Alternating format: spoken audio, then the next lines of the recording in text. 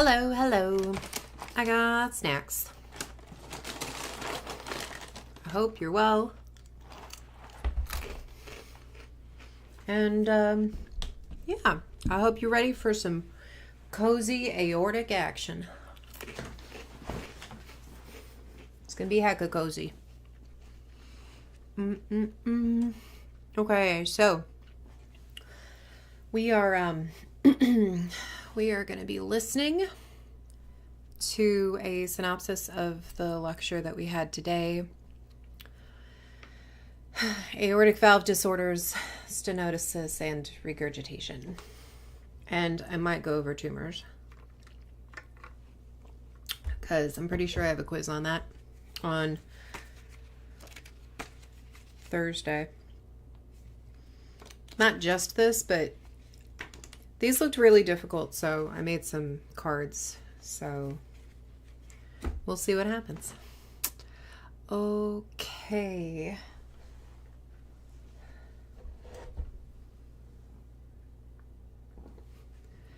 What do you think about making a new farm?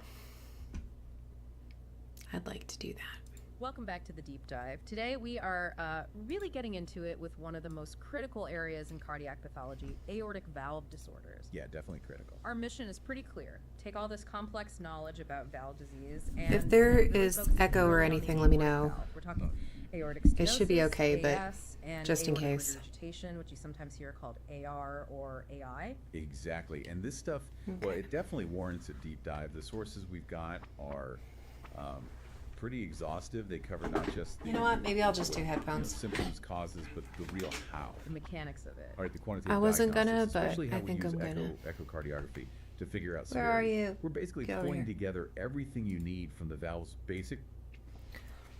Blah, blah, blah. Ugh, there we go.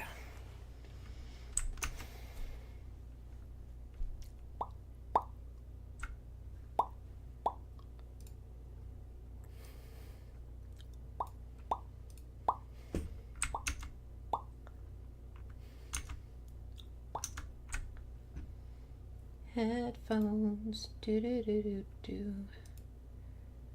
It's my super cool song. It's the headphone song.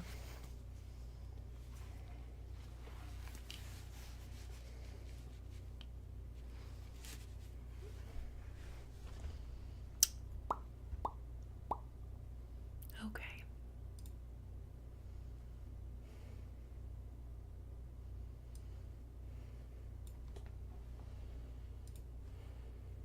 Structure right through That's to the really technical math like the continuity equation and those pressure curves for Right. grading regurgitation. So a full picture then.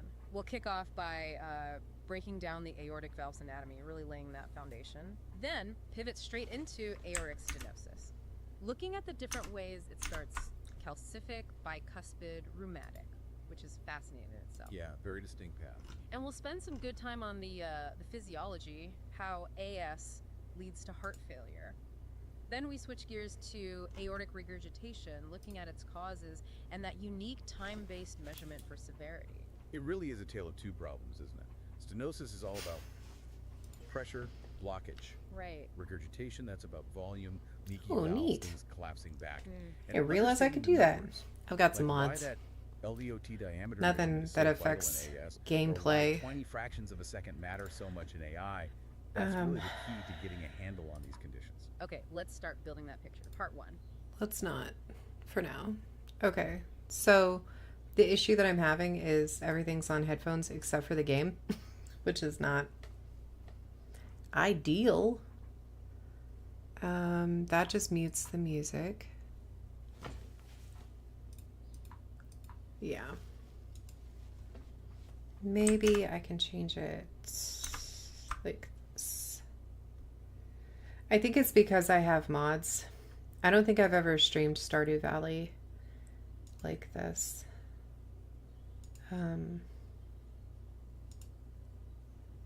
I think I streamed it once, like a while ago. But I haven't since I did the mods on it.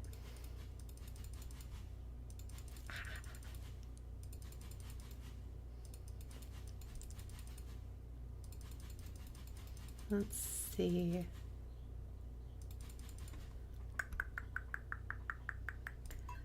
We'll figure it out in the game, I think. All right, we'll do this stuff and then we'll start the lecture back up when we start playing. So,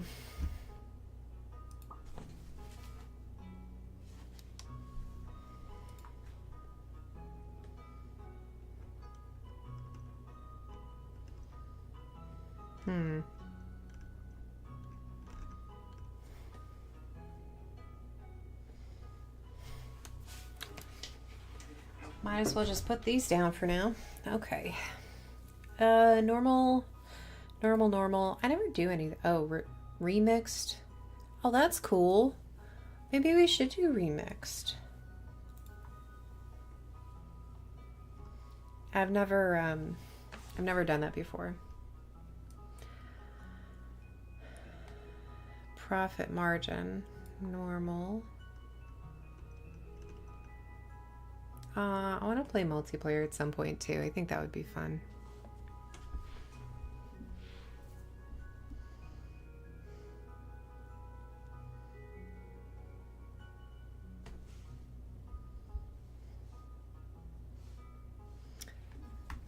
Let's, I guess I'll have to mess with the sound later. Let's remix the bundles though. I've never done that before. And we can remix the mine rewards too. Spawn monsters on farm. No, we won't do that. We'll keep it relaxed. Random seed. Use the seed used to randomize the game world. Oh, I see. Okay, never mind. Well, that's cool. Never done that before. So let's see.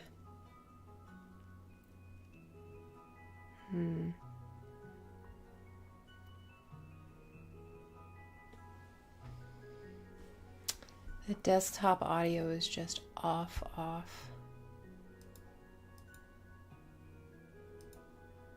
Yeah, I think it's all kinds of funky because I have the mods on there.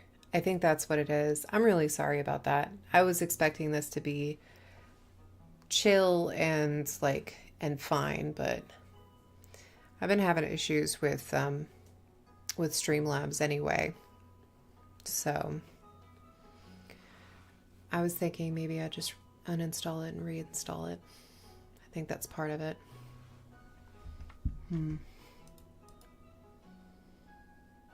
Okay.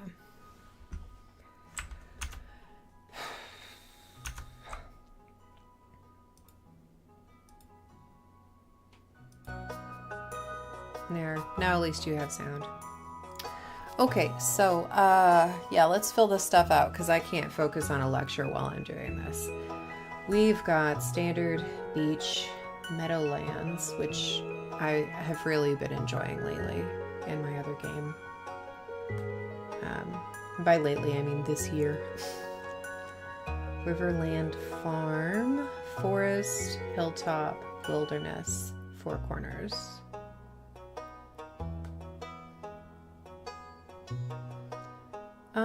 I don't think I have ever done Hilltop. I've done Forest before and I really liked that. I'm not a big fan of fishing and that it's pretty hard. I like the Meadowlands really fits me. The beach is nice too, but the Meadowlands really fits what I like to do.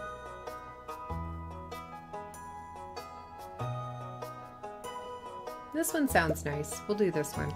I've never done it before, so it'll be fine. Let's see here.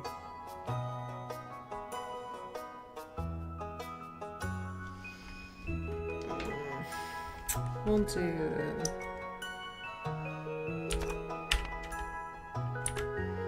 just Liz. And our farm will be,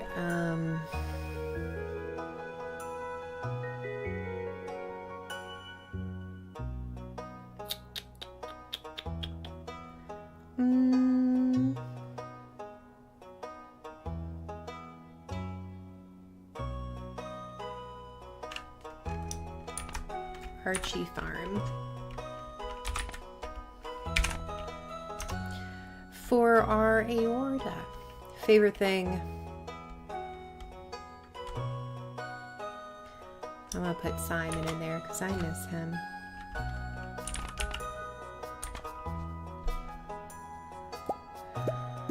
And there's our little black kitty, Simon. Miss that little baby. Ooh, there's all sorts of cool colors. Purple's neat. Whoa. This one looks like that girl on Farscape. We'll do Farscape girl. She has short hair. Maybe we should be like heart themed. Maybe.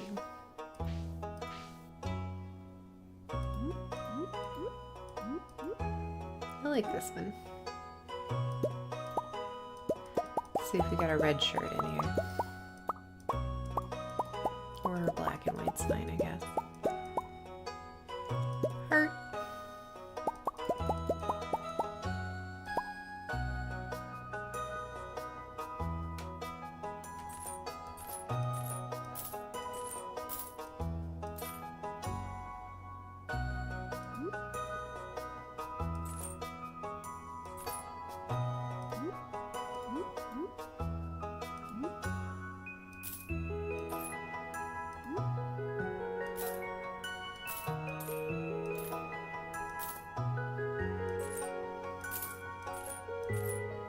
These are cute. I love those sunglasses, but we'll pick those up later.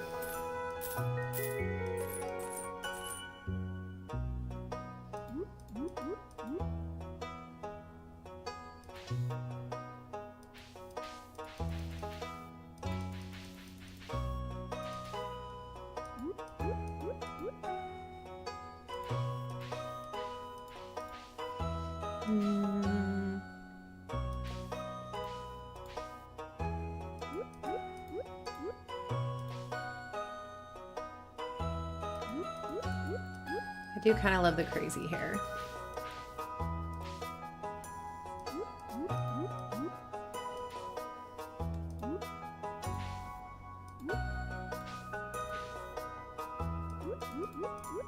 That'll do. Okay.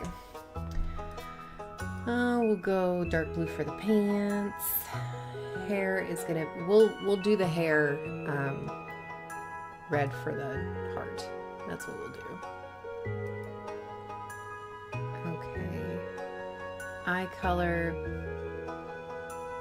We'll do blue. I never do blue. Okie dokie. All right. Now we can get on into it. Oh, poor little ping pong table grandpa.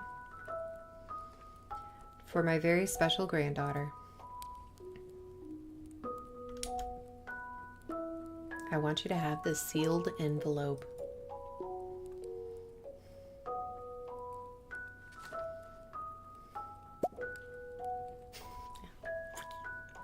No, don't open it yet. Have patience. Now, listen close. There will come a day when you feel crushed by the burden of modern life.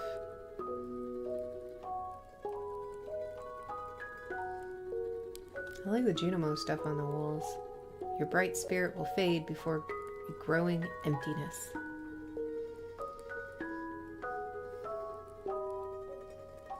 He looks like Santa. When that happens, my dear, you'll be ready for this gift. I guess that's Grandma right there. Little Junimos. Some years later. I haven't played the opening of this in quite some time. Work. Well, thanks for the follow. Welcome.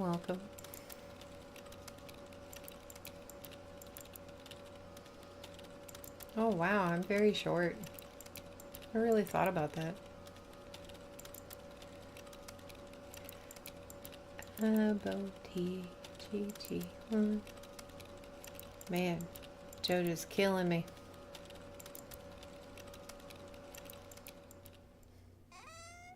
Oh. Is it just me, or would would anybody else open that envelope immediately? If you're reading this, you must be in dire need of change. The same thing happened to me long ago. I'd lost sight of what mattered most in my life. Real connections with other people and nature. So I dropped everything and moved to the place I truly belong. Oh well, hello there to you too. Having closed the deed to that place, my pride and joy, Archie Farm. It's located in Stardew Valley on the southern coast. It's the perfect place to start your new life. This was my most precious gift of all, and now it's yours. I know you'll honor the family name, my dear. Good luck, love, Grandpa. P.S. If Lewis is still alive, say hi to the old guy for me, will ya? I suppose so. I feel like maybe one of the reasons that the town is in disrepair when you get there is because your grandpa was doing all the stuff that you're about to do. And when he died, Lewis was like, I don't know what to do. Because he's got the Junimo stuff up there. I wonder how long it took for you to lose spirit.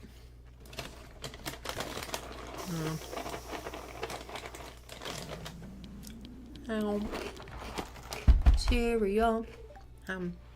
Hello, you must be Liz. I'm Robin, the local carpenter. Mary Lewis sent me here to fetch you and show you the way to your new home. He's there right now, tidying things up for your arrival. It's clean when I get there. The farm's right over here, if you'll follow me.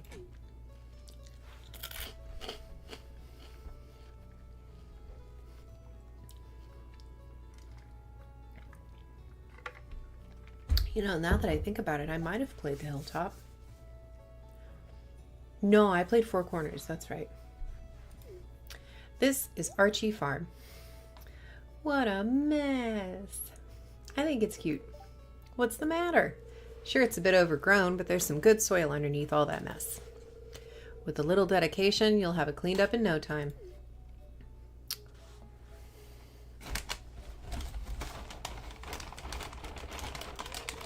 And here we are, your new home.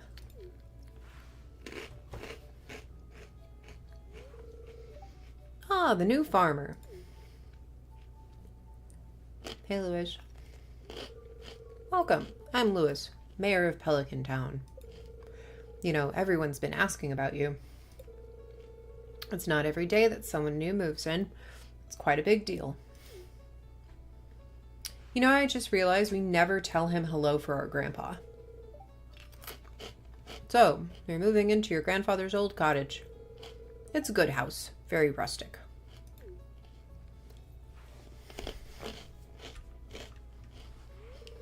Rustic, that's a way to put it. Damn, Robin. Crusty might be a little more apt, though. Come on. Rude. It's pretty rough. Don't listen to her, Liz. She's just trying to make you dissatisfied so you buy one of her house upgrades. I'm gonna anyway. Anyway, you must be tired from your long journey. You should get some rest. Tomorrow, you ought to explore the town a bit and introduce yourself. Townspeople would appreciate that. Okay. Oh, I almost forgot. If you have anything to sell, just place it in this box here. I'll come during the night to collect it. Well, good luck. Good luck to you, Lewis. I'm gonna put a bunch of raw fish in there. It's gonna be gross.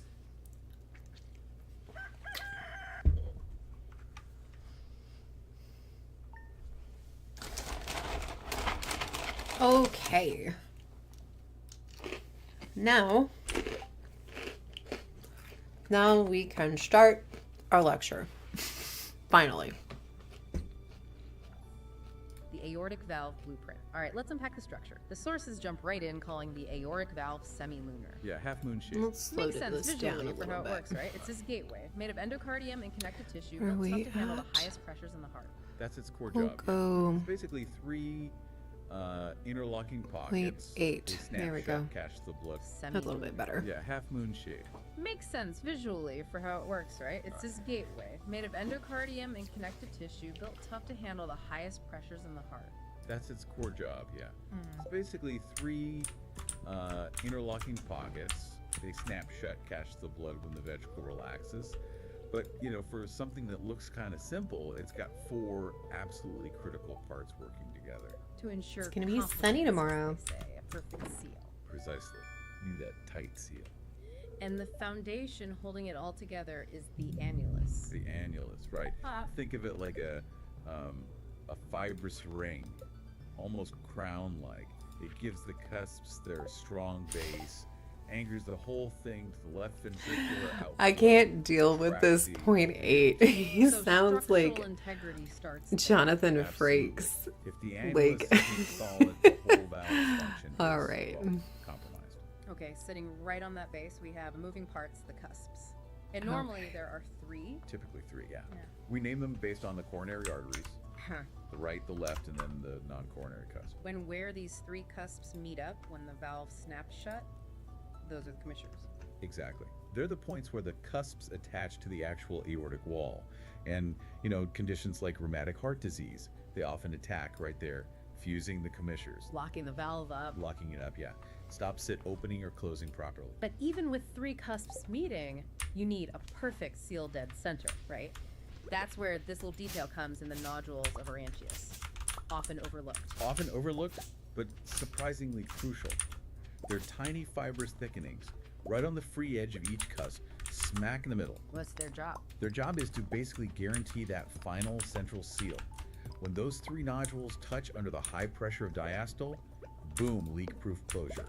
It's a tiny feature preventing a potentially huge leak.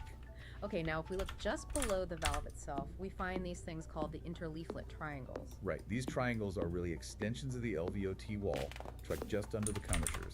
They link the valve ring to the base of the heart muscle. And one of these triangles is particularly important clinically. Oh, definitely.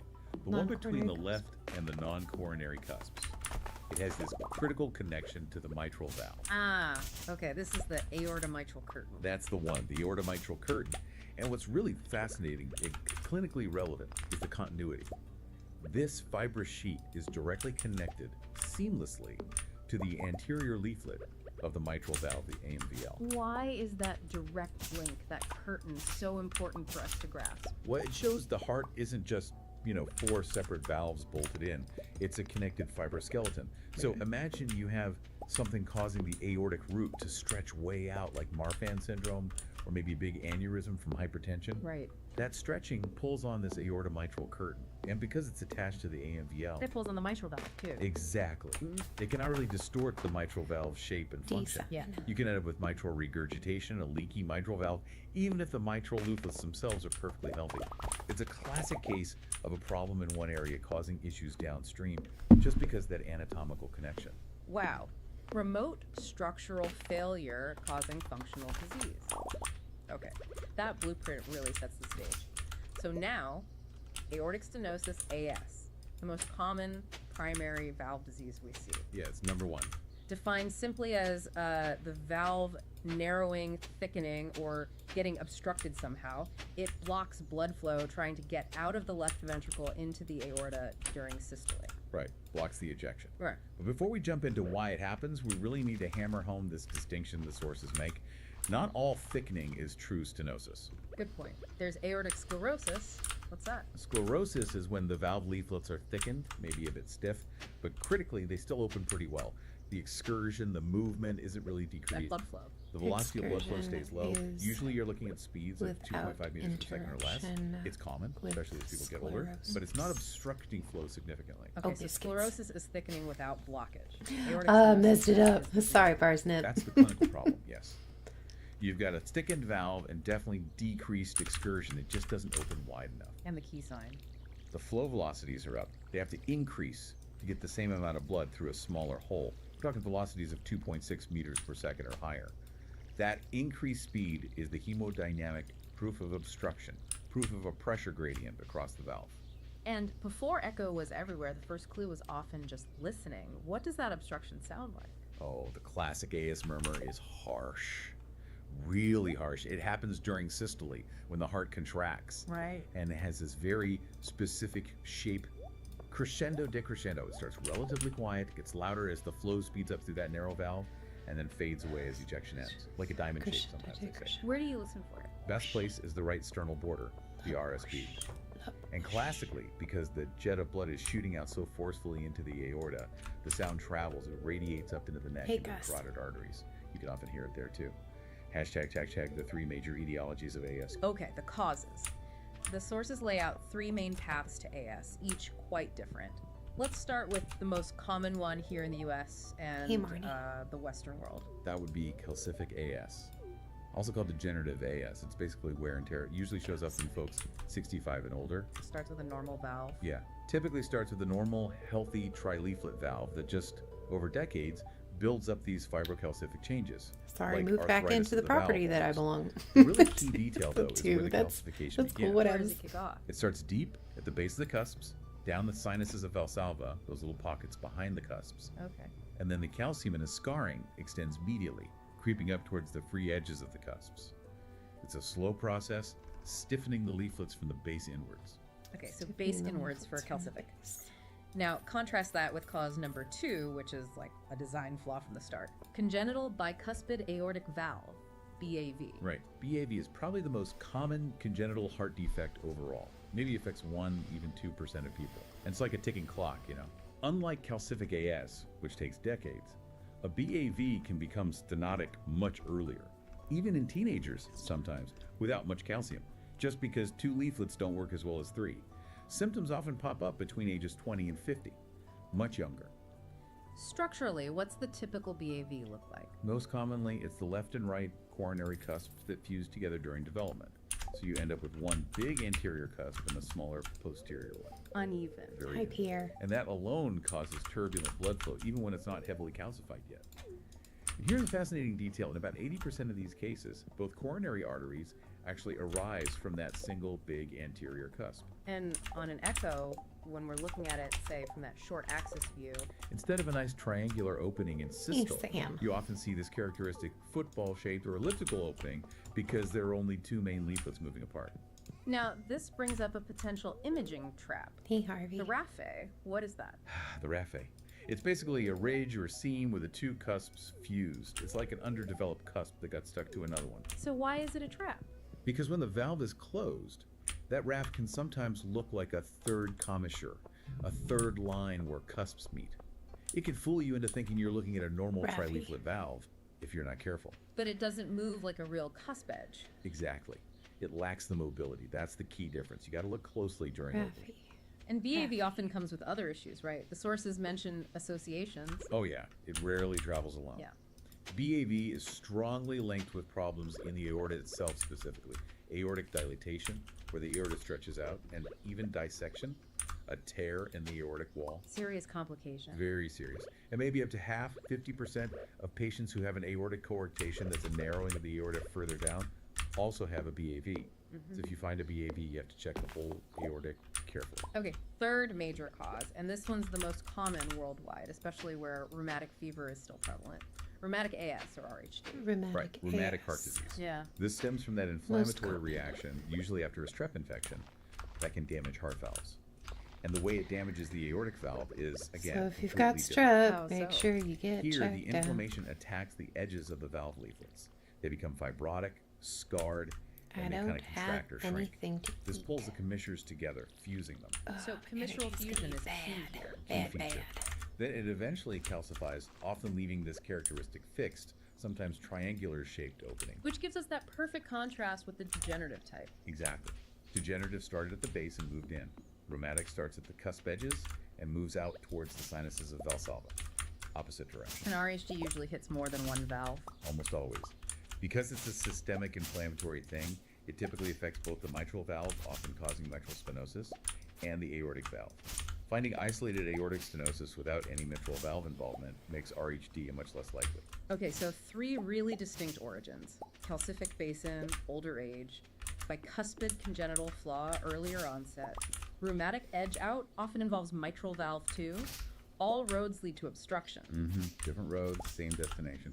And understanding the road helps predict the journey. The end result of that obstruction is pretty grim: chest pain, syncope, or fainting. Due to lack of blood flow to the brain. Right. Decreased cardiac output overall, and the really scary one, sudden death, often from arrhythmias because the left ventricle is just overwhelmed. And this is where we absolutely need to dig into the physiology. The heart's response to this pressure is a 4-step cascade. It's a perfect example of how the heart tries to adapt and then eventually fails. Let's walk through that. Step 1, LV pressure overload. Okay, the moment that valve narrows, the left ventricle is basically trying to pump against a brick wall, or at least a very narrow opening.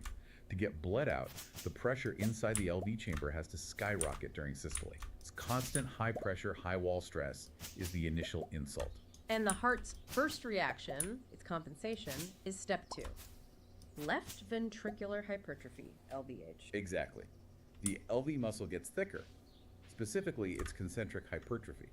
Think of the muscle fibers being laid down in parallel, like adding layer to the wall. Making the wall thicker. Much thicker. But the internal chamber size stays about the same, or might even get a bit smaller initially. And this is actually clever adaptation, short term. That's right. The thicker muscle can generate more force, which helps push blood through that tight valve. Yeah. And mathematically, according to Laplace's law, thickening the wall helps normalize the wall stress, reducing the strain on individual muscle fibers. So the heart bulks up to fight the pressure, but this comes at a cost. Big time. That thick muscle becomes very stiff. It doesn't relax well during diastole, the filling phase. This leads to diastolic dysfunction. The ventricle struggles to fill up properly. So filling problems. Filling problems, exactly. Plus, that huge muscle mass needs a lot more oxygen and blood supply. Often, the demand outstrips the supply, even if the coronary arteries are clear, leading to angina, chest pain. And if the AS keeps getting worse or the muscle just can't keep up, the LVH eventually fails. That brings us to step 3, LV dilation. This is the turning point, really. The shift from compensated pressure overload to decompensated failure. The muscle gets tired, potentially damaged from lack of oxygen, and it just can't maintain that thickness or generate enough pressure. Gonna go anymore. see So it starts to Willie. stretch out. It starts to stretch, yeah. The chamber begins to enlarge, dilate. The walls might actually start to thin out relative to the now huge cavity size. And the inevitable final step follows dilation. Heart failure. Once the LV is dilated and its ability to contract, its squeeze is significantly weakened, you see the LVEF, the ejection fraction, plummet the patient.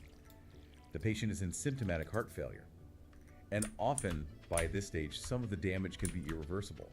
That whole progression pressure overload, LVH dilation C failure, really underscores why we need to intervene before the heart gets to that dilation stage. It's kind of ironic, isn't it? All that complex anatomy and physiology we just mapped out, we now have to capture it non-invasively. Let's talk about echo. Why has echocardiography basically replaced cardiac cath as the go-to tool for AS? Well, echo just gives us so much more now. We see the structure, the valve moving or not moving. We see the LV size and function. And crucially, we get the hemodynamic data, the flow velocities, the gradients we need for grading severity. Cath gives pressure, but echo gives flow and area. Pretty much, yeah. Cath is invasive, carries risks, and while it was the gold standard for pressure, echo gives us the non-invasive flow data needed for the continuity equation, which calculates the valve area itself. And treatment decisions hang entirely on these echo findings. We use serial echoes to watch how things progress, tracking velocities, chamber sizes, LV function. Right, and if it hits severe levels, then you're looking at valve replacement, either traditional surgery or increasingly these minimally invasive options. Like TAVR, transcatheter aortic valve replacement. That's been a game changer, hasn't it? Especially for older or sicker patients. Huge game Catheter. Allows treatment for Hate patients that. previously Listen to that considered again. too high risk for open heart surgery. Walk us through the TAVR process quickly. And while it was the gold TAVR. standard for pressure, echo gives us the non-invasive flow data needed for the continuity equation, which calculates the valve area itself. And treatment decisions hang entirely on these echo findings. We use serial echoes Hey, to watch Shane. how things progress, We tracking want velocities, away. chamber sizes, LV function. Right, and if it hits severe levels, then you're looking at valve replacement, either traditional surgery or increasingly these minimally invasive options. Like TAVR, transcatheter aortic valve replacement. That's been a game changer, hasn't it? Especially for older or sicker patients. Huge game changer. allows treatment for patients previously considered too high risk for open heart surgery. Walk us through the TAVR process quickly. It's pretty ingenious engineering. It really is. Usually they go through the femoral artery in the groin. A catheter carries the new valve, typically a biological valve like bovine or porcine tissue, mounted on a collapsible stent up to the heart. Right up to the diseased aortic Boy, valve. there. Exactly. Once it's in position, Heard there was a balloon newcomer on the in town. catheter is Good to inflated. finally meet This you. does two things. It pushes the old diseased leaflets flat against the aortic wall, crushing them out of the way, Displacing the disease. and simultaneously trying to expands the unwind from stent, a month out on deploying the this new whole valve disease. securely in its place. The was balloon big ol', deflates, the sold a lot catheter of good comes fish. out, the new valve starts Finally working saved enough immediately. to buy me a new Incredible. product. So whether it's TAVR or maybe a robot-assisted mini thoracotomy, Here, the watch out, decision my old pathway fishing relies rod. entirely on that detailed It's important to me echo that the artificial What are stays the alive. absolute must-have Hey, data maybe points you'll in that buy report? something from Okay, the shop you need once to in a while. document the level of obstruction. Is it the valve itself, above it, below it?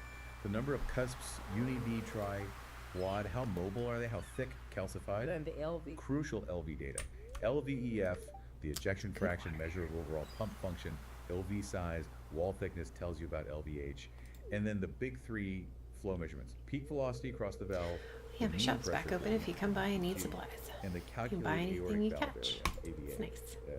Hashtag, the critical role of LVO. Smells it sells. Now, before we even talk about calculating that AVA, we have to talk about the measurement that underpins it. And where things Those can easily calculations go are going to wrong. be extremely The LVO complicated. Okay, this is the diameter of the left ventricular outflow. I think that actually might be a Measured good just one before the aortic valve, right? to In that listen to long while axis fishing. here. Usually around 1.8 to 2.2 centimeters. That's the one. This measurement defines area 1 in our flow We're equation. going to go back Here's a the little snag. bit. What's the issue? Echo assumes the LVOT is a perfect circle to calculate a cross-sectional area using the formula. Area equals 0.785 times diameter squared. Okay, but it's not always accurate. More often than not, it's actually oval or elliptical. Anatomy studies show this clearly. So, right off the bat, we're using a geometric assumption that isn't quite true. We're accepting a bit of built-in error. We are, but the real kicker is that the diameter measurement is squared in that area calculation. Ah, so any error gets magnified. Hugely magnified. A tiny error, say, measuring 2.1 centimeters instead of 2.0 centimeters, just 1 millimeter off that small difference results in about a 10% error in the calculated LVOT area.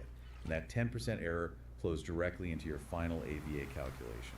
Wow. So if the final AVA number seems off, maybe the patient seems much sicker than a mildly stenotic AVA suggests, or vice versa. The first place to double check is that LVOT diameter measurement. Absolutely. That's the big pro tip from the sources. You have to be meticulous, get a clear view, measure inner edge to inner edge, right at the point where the aortic cusps hinge in mid-systole. What happens if you measure too low down? If you measure too far down into the ventricle where the LVOT might widen out a bit, you'll overestimate the LVOT area. And if area 1 is artificially big in the equation, area 2, the AVA, will come out artificially small. You could severely overestimate the stenosis severity. Or, if you measure too high, you underestimate severity. It's incredibly sensitive. Hashtag, tag, the continuity equation. A technical deep dive. Okay, let's get into the equation itself. The continuity equation, it's based on a pretty fundamental physics principle. It is. Conservation of mass, basically, applied to blood flow. Think of it like water flowing through a pipe that suddenly narrows. Okay. The amount of water, the volume flow rate going into the narrow section, has to equal the amount coming out, assuming no leaks. So if the pipe area gets smaller, the water speed must increase to maintain that constant flow rate. Makes sense. So flow in equals flow out. Exactly. Flow rate, area times the velocity. So area 1 LVOT times velocity 1 the LVOT must equal area 2, the aortic valve area of AVA, times velocity 2 through the valve. And we can measure 3 of those things with echo. Right. We measure the LVOT diameter to A2 calculate area 1. equals We use Doppler to measure velocity 1, the blood flow speed of A1 LVOT. times We use Doppler again to measure V1 velocity 2, over the V2. much higher speed through the narrowed aortic valve. Leaving area 2, the AVA, as the thing we need to calculate. Precisely. We rearrange the equation to solve for AVA, and for the velocity part, we ideally use the VTI, the velocity time integral. Why VTI instead of just peak velocity? VTI represents the distance a column of blood travels with each heartbeat. It's the area under the Doppler velocity curve. Using VTI gives you a time average velocity over the whole ejection period, which is much more robust and less prone to error than just using the single highest peak velocity number. Okay, so lay out the formula using VTI. The aortic valve area, AVA, equals Too cross-sectional bouncy. area of the LVOT times VTI of the LVOT flow, divided by VTI of the aortic valve flow. Let's plug in the numbers from the source example to make it concrete. LVOT diameter is 2 centimeters. VTI in the LVOT is 23.8 centimeters.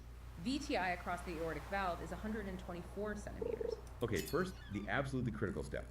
Calculate the CSA of the LVOT, area 0.785, diameter 2. So 0.785, 2 centimeters to 0.785, 4 centimeters to equal 3.14 centimeter 2. Got it. That's area 1. Now apply the continuity equation, AVA, CSA, LVOT, VTI, LVOT, VTI, OV. So AVA equals 3.14 centimeter to 23.8 centimeters. Okay, doing the math. 3.14 times 23.8 is about 74.7. Divide that by 124. And you get an AVA of approximately 0.6 centimeters to it. 3.6 centimeters. And considering a normal aortic valve area is often, what, 3 to 4 square centimeters? Easily. So getting a result like 0.6 centimeter 2 tells you immediately, unequivocally, this is severe aortic stenosis. That number dictates treatment. But that number is only as good as the Doppler measurements we feed into it. How careful do we need to be getting those velocities? Oh, incredibly careful. Doppler is angle dependent. Your ultrasound beam must be as parallel as possible to the direction of blood flow. If the angle is off. If the angle is off, you will underestimate the true velocity. And if you underestimate the AOV velocity, VTI AOV in the denominator, you'll artificially inflate the calculated AVA, potentially missing severe disease. So you need the highest velocity possible. You need the true highest velocity. This often means using different echo windows, not just the standard apical view. Sometimes It's the okay right if it's periscleral off window axis, gives you if the it's best on alignment with that axis high velocity for the jet valve shooting through the valve. measurement. And often you need to use the dedicated continuous wave Doppler probe, the non-imaging Oh, valve Elliot. probe, just to hunt for that highest signal. And what about heart rhythm? If it's irregular, like an AFib? Good question. You can't just measure one beat. For regular rhythm, you should average the measurements over at least 3 consecutive beats. And for irregular rhythms? You need more beats, average 5 or more. And crucially, you have to ignore any beats 5 or that come more for right after a irregular. premature beat of PVC. Those post-extrasystolic beats often have much higher flow due to compensatory mechanisms.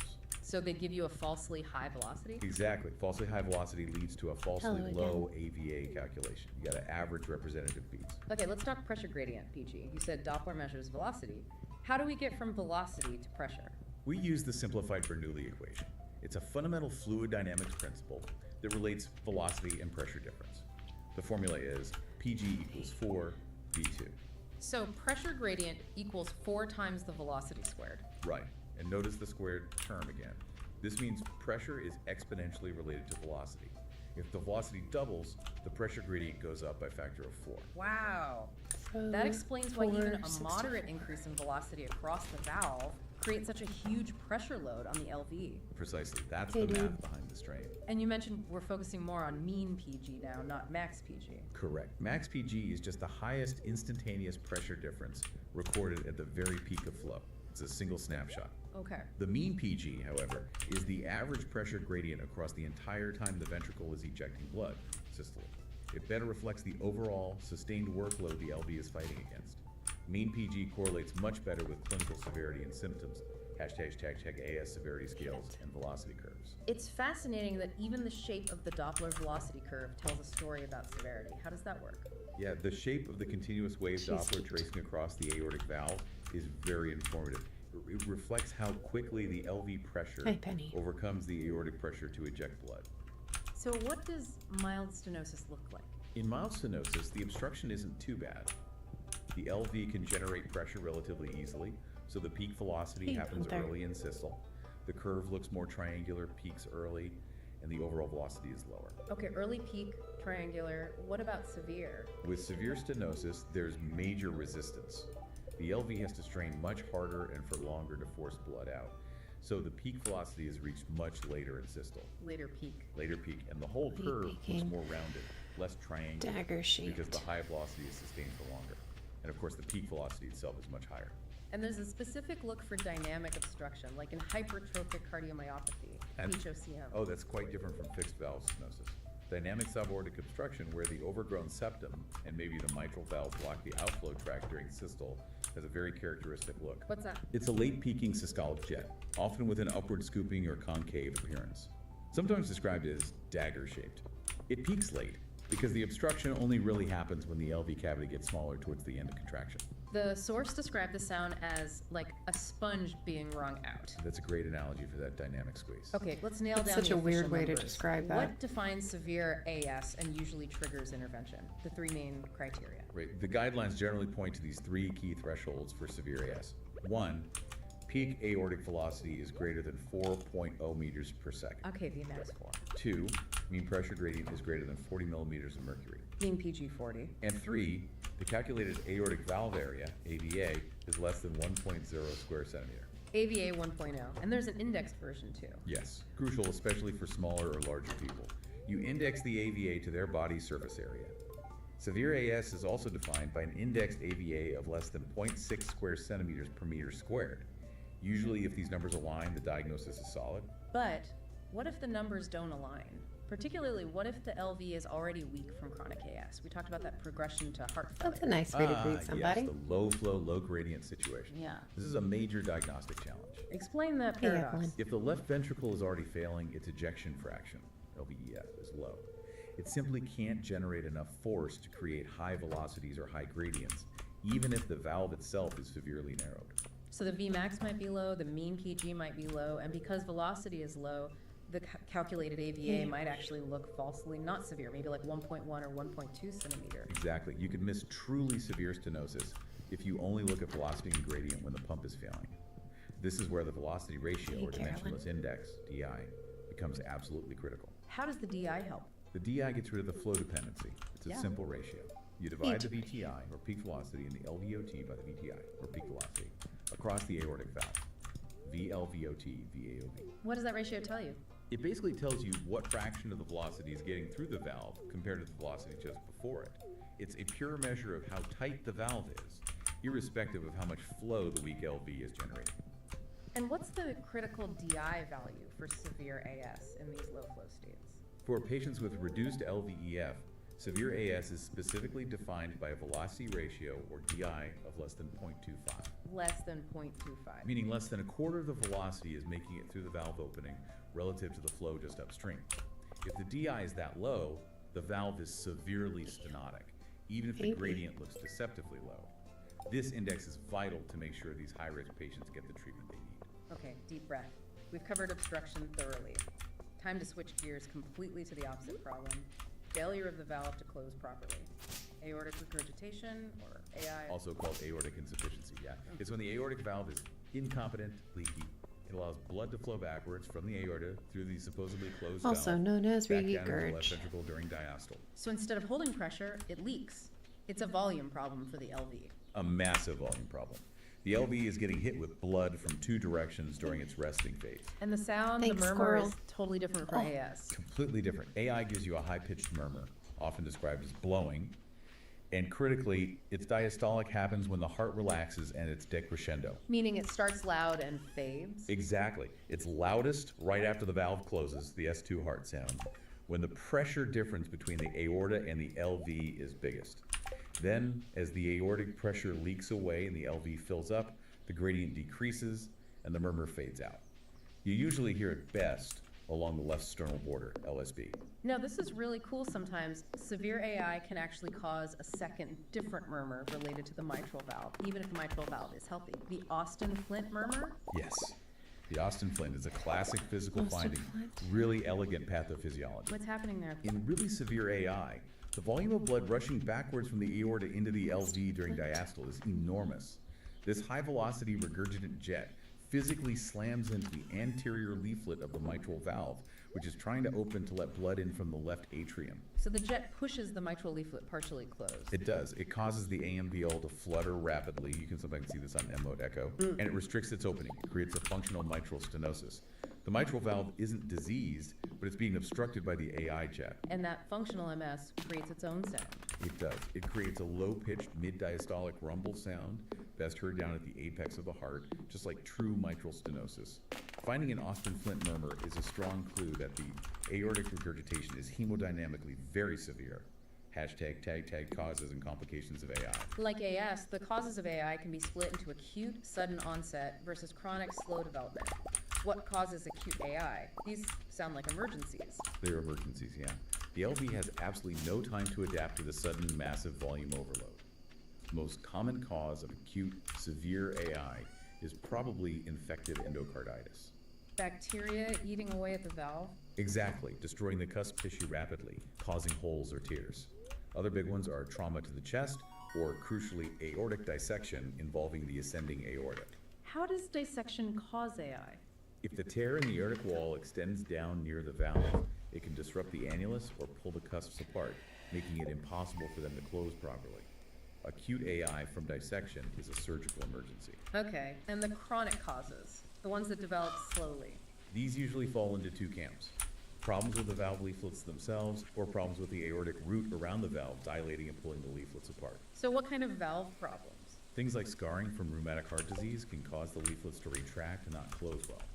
A bicuspid aortic valve, besides causing stenosis, is also prone to developing regurgitation over time. And that rare four-cuspid valve? The quadricuspid aortic valve, yeah, very rare, but something like 75% of people born with one develop significant AI because the four cusps just don't cope properly. Any other CAM problems with the aorta itself? That's usually aortic dilatation.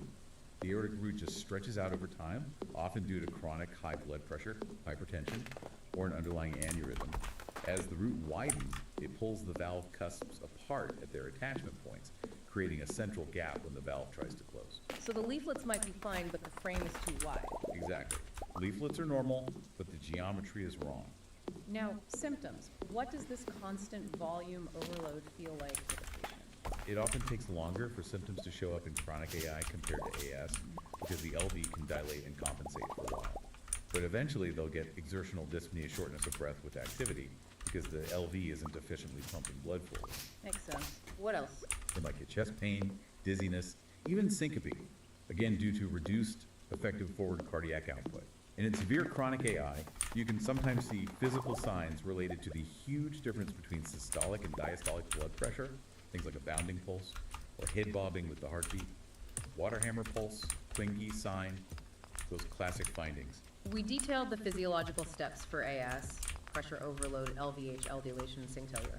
What's the equivalent progression for chronic AI? It's volume driven, right? Entirely volume driven. It's a different kind of stress. Step one is LV volume overload, LVVO. Every diastole, the LV gets the normal flow from the left atrium plus the regurgitant flow leaking back from the aorta.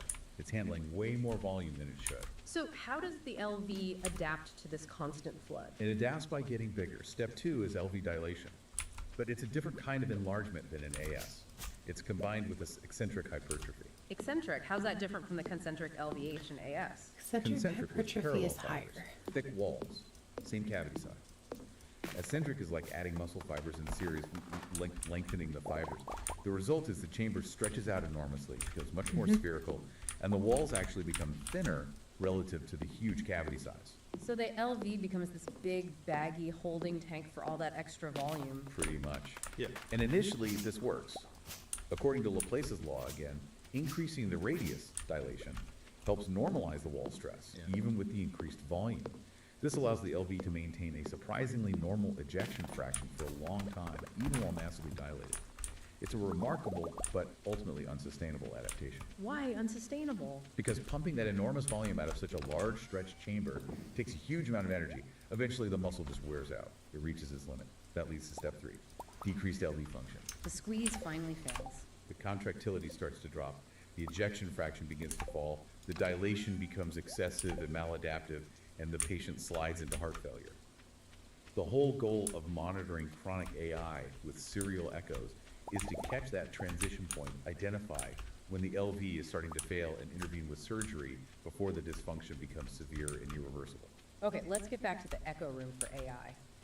When we're looking with 2D or M mode, what are the visual clues that scream aortic regurgitation? Well, structurally, you're looking for why it might be leaking. Do the cusps just not come together properly? Improper coaptation? Yep. Is one cusp flailing or prolapsing back into the LV? Is the aortic root visibly dilated? Those are the structural causes. What about functional signs? A really key finding, especially on M mode, is that fine, high-frequency diastolic flutter of the anterior mitral valve leaflet, AMVL. That's the AI jet hitting it. Exactly.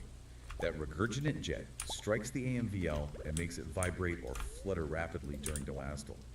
Seeing that is a very specific sign of AI. You might also see the mitral valve closing early, or the aortic valve opening early due to the rapidly rising LV diastolic pressures from the regurgitant volume. Okay, now moving to Doppler, specifically looking at the regurgitant flow itself with continuous wave. The shape of that waveform is key, you said. Absolutely key. You place the CW Doppler beam through the valve looking backwards into the LV during diastole. The shape of that regurgitant roof tells you about severity. How so? It's all about how quickly the pressure gradient between the aorta and the LV disappears during diastole. If the AI is severe, there's a huge leak. That means the aortic pressure drops rapidly and the LV pressure rises rapidly. So the pressure difference between them collapses quickly. And that looks like? That looks like a steep slope on the Doppler waveform. The velocity drops off very fast. A steep, quick drop indicates severe AI. And mild AI. If the leak is small, mild AI, the pressure difference between the aorta and LV is maintained for longer during diastole. The aortic pressure doesn't plummet as fast, so the Doppler waveform shows a much more gradual, flatter slope. The velocity takes longer to decrease. Which brings us directly to the main number we use to quantify this.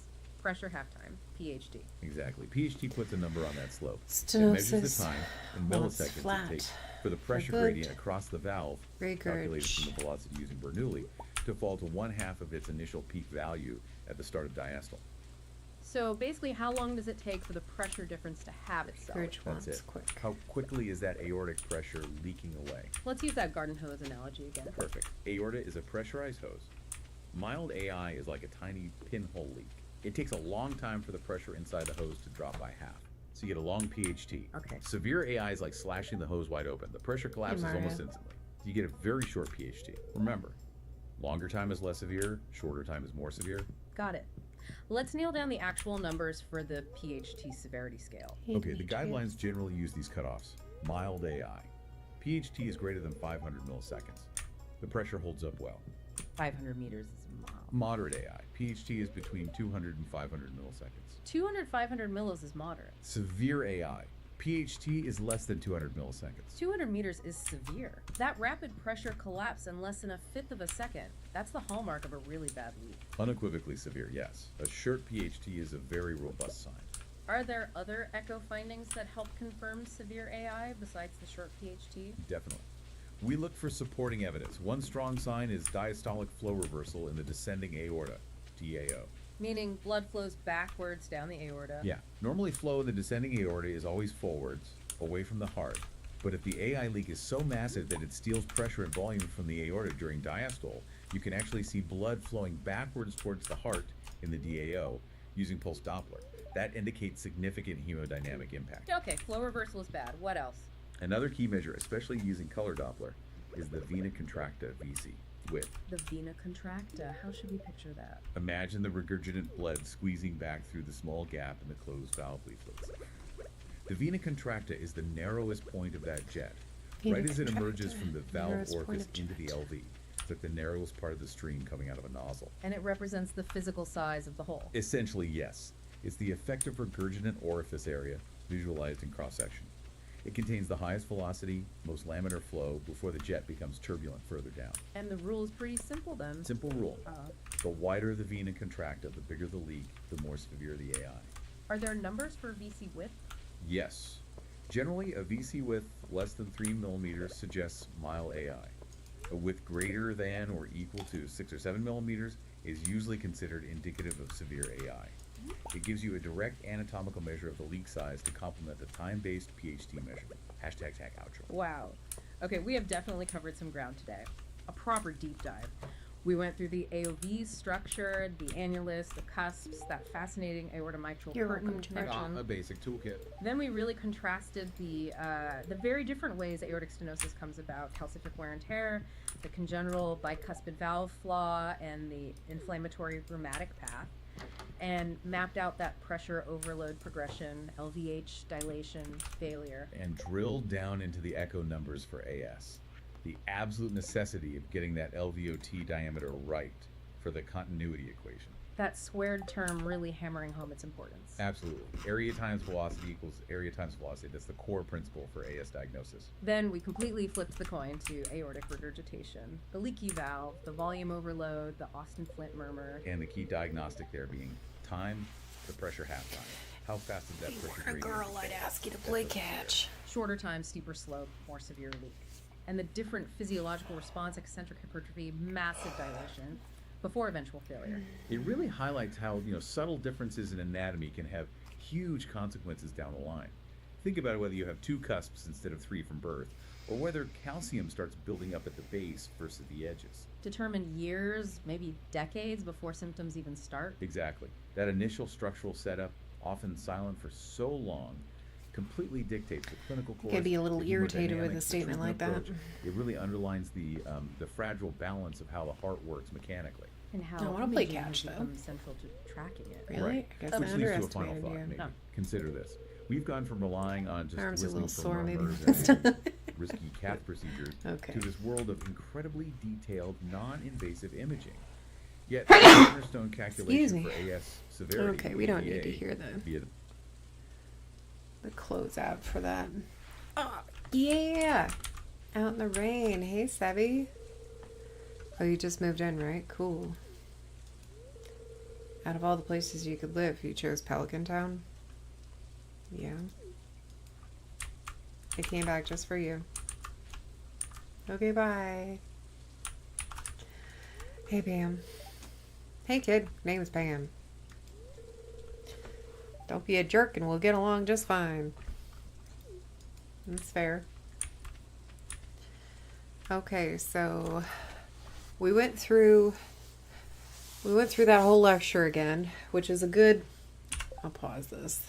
That was a good refresher after going through the whole lecture earlier today. What else am I supposed to do today? I've got 1:30's homework. I want to review the aortic protocol.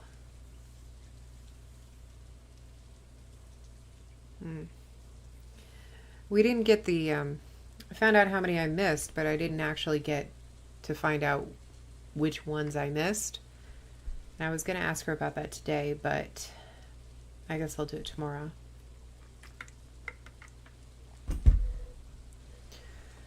Review that, do that homework, and I worked on the big project for the quarter a little bit this afternoon already too. Maybe I'll go back to that. That one's really fun. I have to write a children's story about congenital heart disease, which is like, aw, and then oh no. Right. So, but I think I came up with a pretty good premise. So if I like it enough, I'll probably publish it. I'll put it on Amazon with the other one.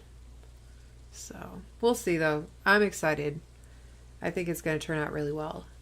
But I also need to do illustrations for it. So I've never done that in a book before. I've just published words, no illustrations. So we'll see how this goes.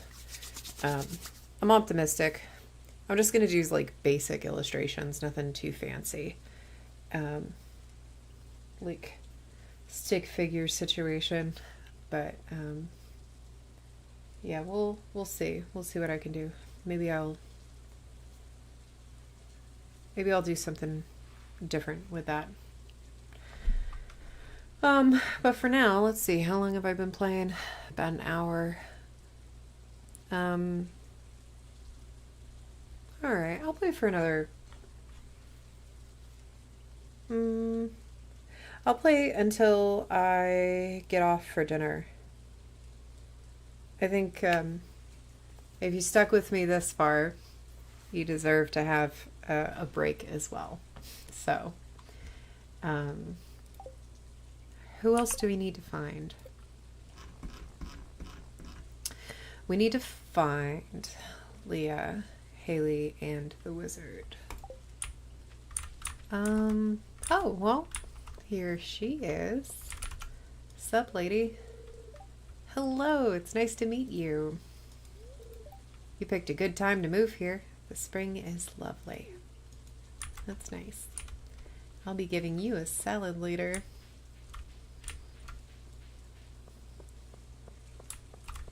Garbage. Haley. Ugh, you're in your room already? It's only 5:30. Come out. I've got flowers for you. And I guess I'll go see the wizard. I haven't been over here yet this playthrough, so.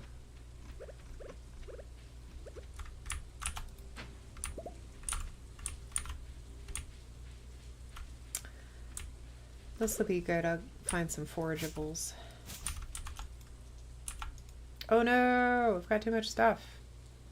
I guess I'll eat this bread.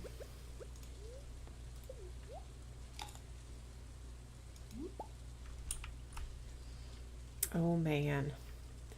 If I'm gonna go through the whole thing, I guess I better clear some space out.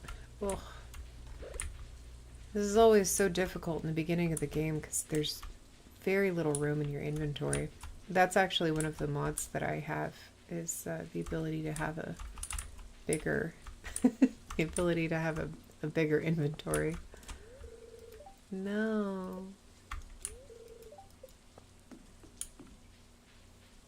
I guess I'll see you later. My parsnips should be ready tomorrow. Any more dandelions? I'm a big fan of dandelions as a forageable in real life because they are good to eat. And they're good for livestock too. So if you have birds. Oh, I forgot I can't get over there from here. That's unfortunate. Because I'm taking the long way back. At a certain point, I get really spoiled.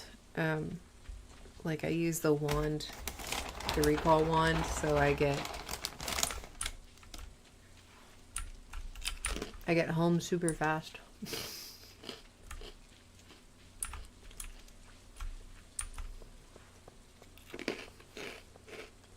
And I'm always on caffeine.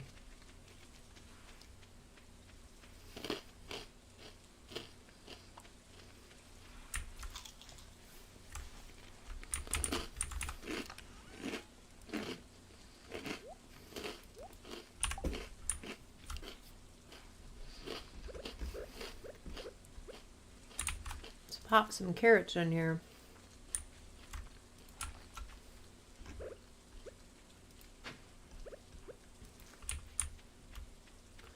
There we go. I guess let's take care of these stumps.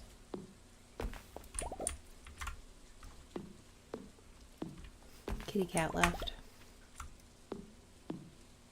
Oh, she's eating dinner.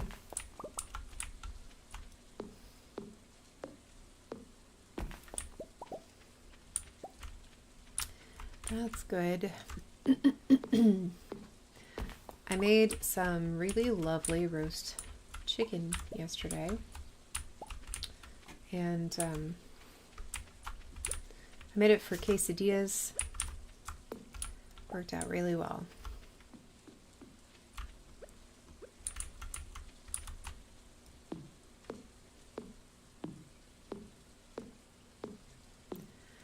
Just chopping down trees in the middle of the night, don't mind me. Oh good, I was hoping for that. That's it for me.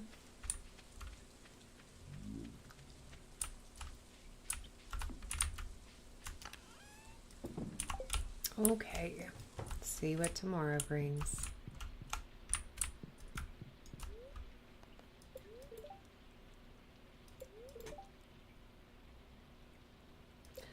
Oh, well, that's nice. I got through it, even with the bad luck.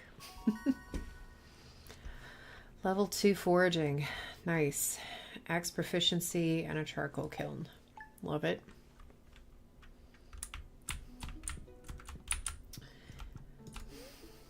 Living off the land.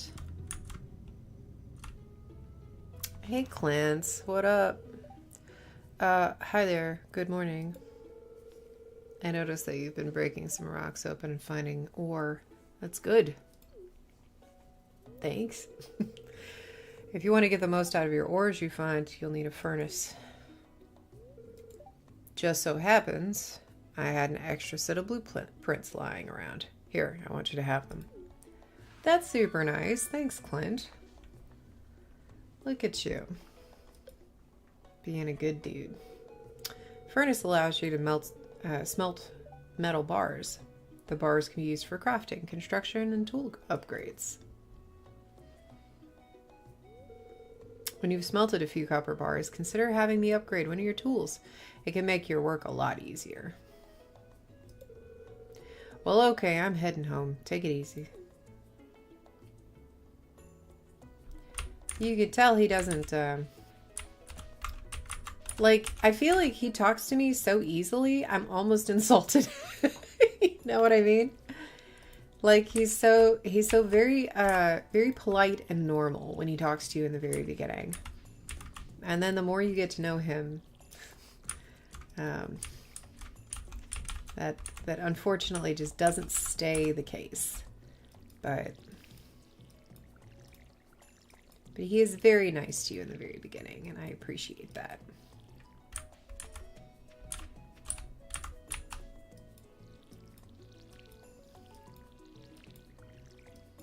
All right. Got all of them with one can.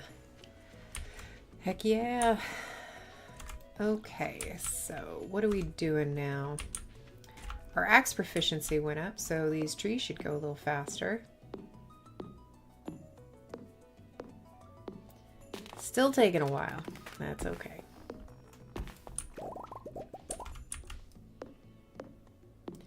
I'll just leave the stumps then.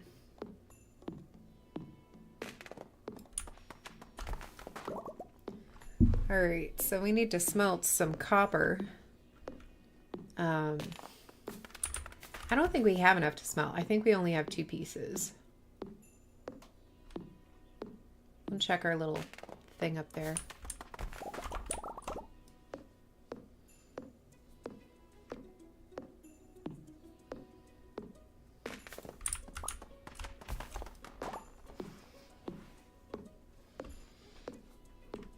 We'll get ourselves a little power bar. Maybe see if we can find Haley, who decided to stay in her room like the whole day yesterday. I'm sure she didn't, but it seemed like it.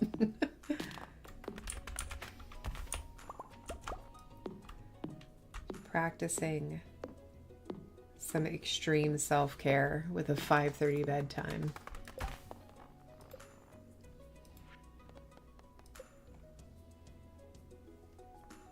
$27. I guess it's just the wizard then. I guess I've said hello to her. I must have, if it says 27. Oops. Yep. I see.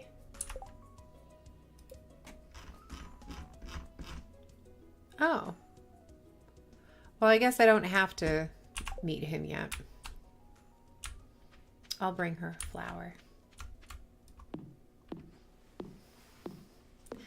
Because she's so mean to me. And I'm sure I smell like dirt.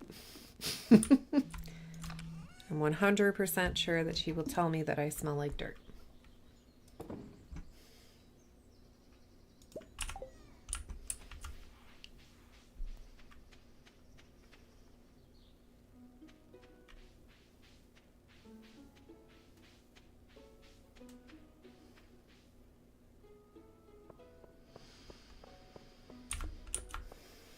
$10 a.m.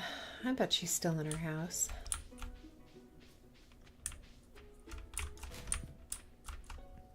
We'll say hello to people in here too. Oh, that's right. His dad's still away. What up, Vincent? Hey, Tana Poople. I'm hungry. She's literally right in front of you, dude. She's right there. Hey, your child's starving. You're the farmer, huh? Interesting. Okay. I've never met a farmer. You live in the country. You've never met a farmer before? I guess Marnie's a rancher. Maybe someday you can teach me how to grow vegetables. You know, I feel like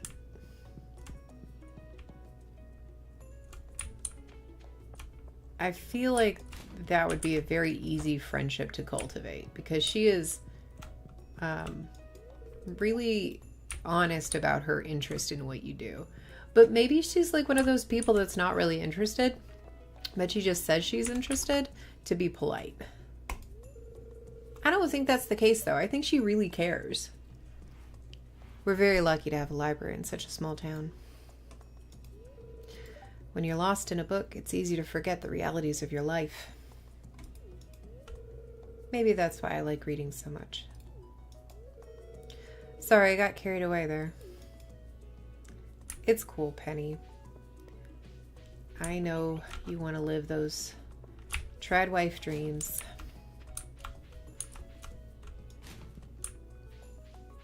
Not with me, though. What up, Alex? Hair's starting to feel warm. To warm up, I'm feeling pumped. Good for you, Alex. Get it. Tackle those dreams. Everybody. Oh, hey, there you are. What's up, lady? For me? Thank you. You're welcome. Oh, you're that new farmer girl or whatever, aren't you? You were really excited like 2 seconds ago, girly. Huh? Oh, I'm Haley. If it weren't for those horrendous clothes, you might actually be pretty. Actually, never mind. Why are you so mean to me? Obviously, my character is not pretty. Why would you say something like that? Rude. So rude.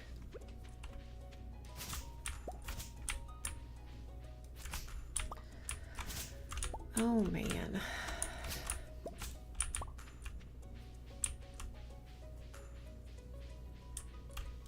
Anybody that's stuck around to watch this game that has been played 1,000 times by 1 million people, probably several million people, and several million times, billion times, I don't know, so many times.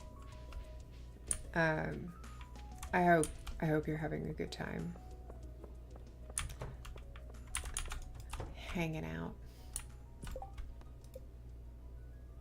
How to win friends. Giving gifts is a great way to build friendships. Learn each person's individual tastes and you'll be popular in no time. Yay. Hello, Elliot. Hello, Liz. Are you well? I am. Okay. What should we do?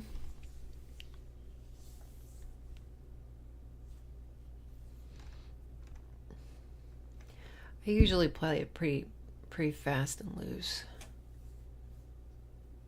Oh, you know what? I want to see when the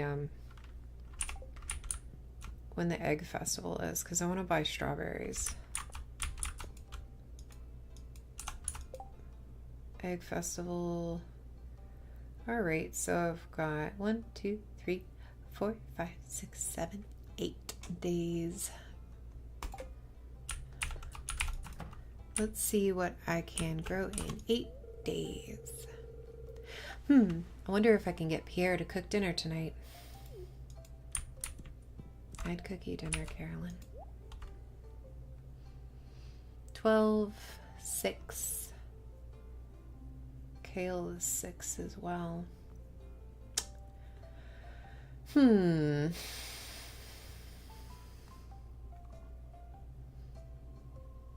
Potatoes.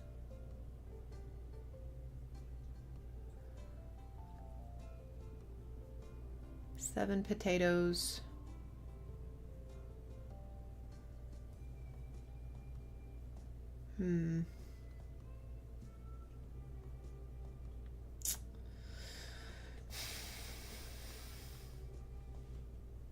All right, let's do the potatoes.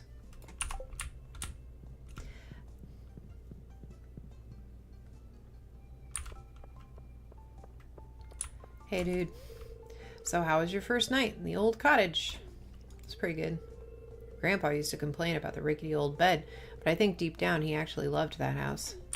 He was so rich. He had the means to get a better bed. I feel like the only people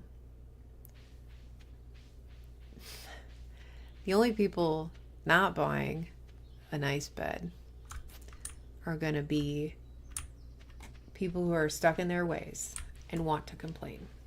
Because he absolutely could have if he wanted to.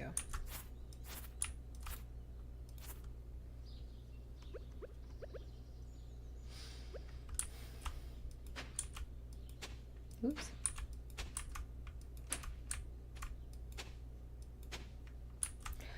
Two, three, four, five, six, seven. That's exactly how many potatoes I have. Oh, 1, 2, 3, 4, 5, 6. Oops, 7. That is not good looking.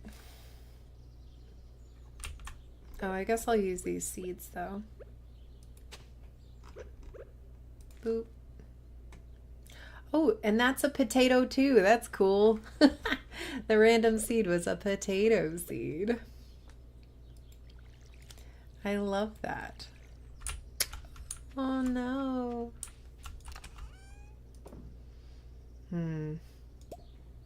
Yep, only 2 copper.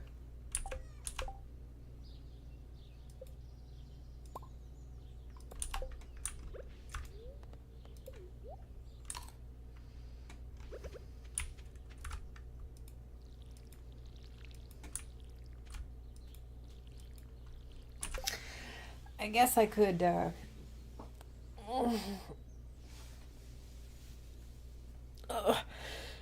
on. I guess I could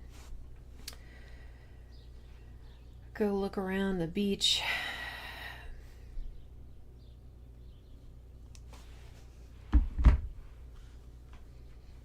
For some more copper. I don't think I'll find any down there. Oh, I'm so slow.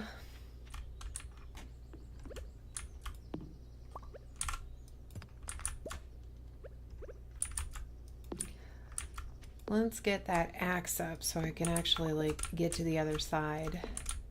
Oh, I forgot. I can get to the other side. I just have to go down there. I know I did this map at some point because I know that you can get to the other side from there. I don't remember when, and I don't remember liking it. So it's possible that I played it for a while and it just didn't fit with my play style, and so I stopped. But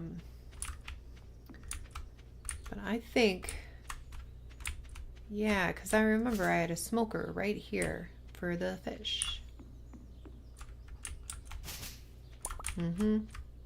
Yeah, okay, so there's some copper up there I might be able to get to if I can not die from exhaustion beforehand.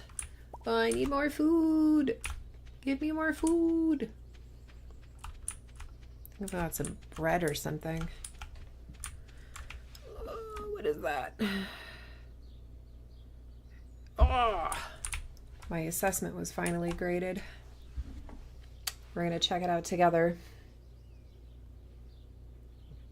Please be a decent grade.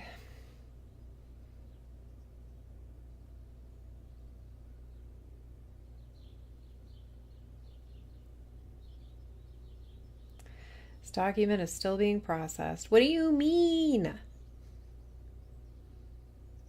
Oh, let me see it. Oh, you know what? I can look on the other thing. I'm gonna look on the other thing.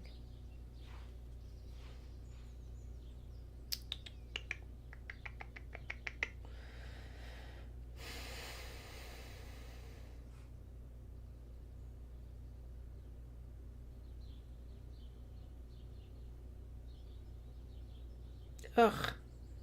It says it's in there, but the grade's not posted. And it says it's still being processed there as well. Okay, there's a third place I can look.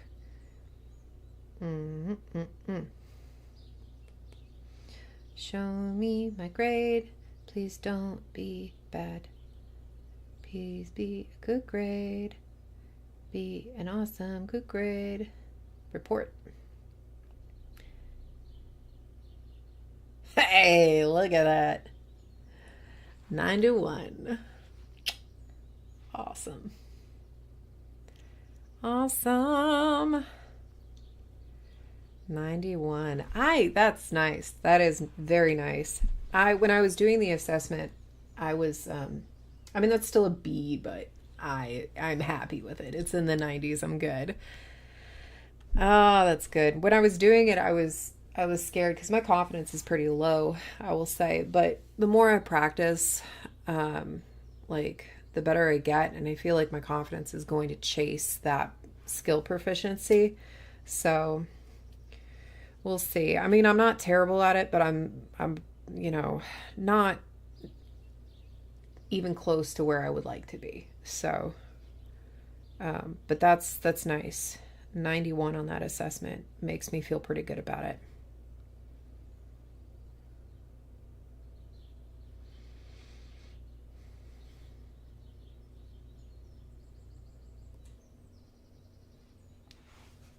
Sweet. That is excellent news. All right. Cool, cool, cool. Oh boy. Yeah, that is very nice. I'm very happy about that.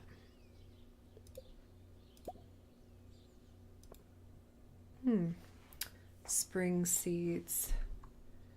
And there's that. 20 copper, 25 stone. Okay. That's nice.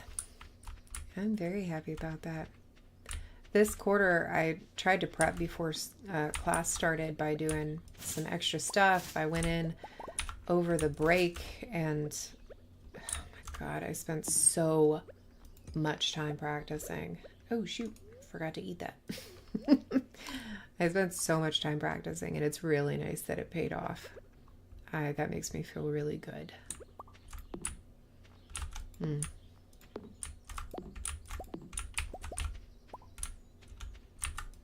it also makes me think, okay, what I'm doing in order to try and in order to try and get good at this, the things that I'm doing are working too. So that's nice.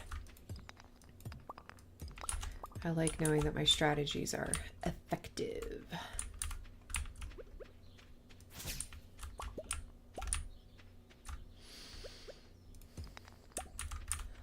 Man, that's energy lasts about 3 seconds. I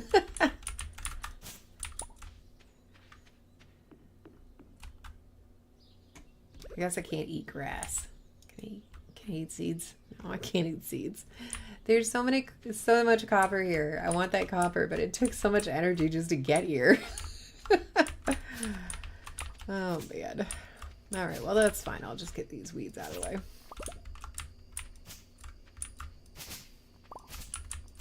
That doesn't use any energy, at least. For some reason, using a huge scythe doesn't use any energy. I'm not going to argue about it. 8:30.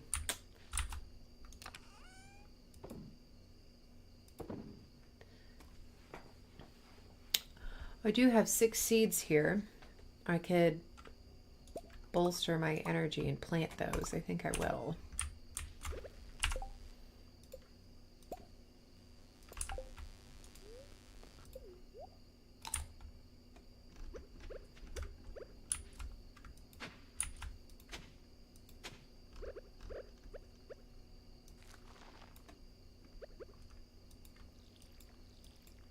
Got another potato in there. That's cool. And 2 mystery seeds.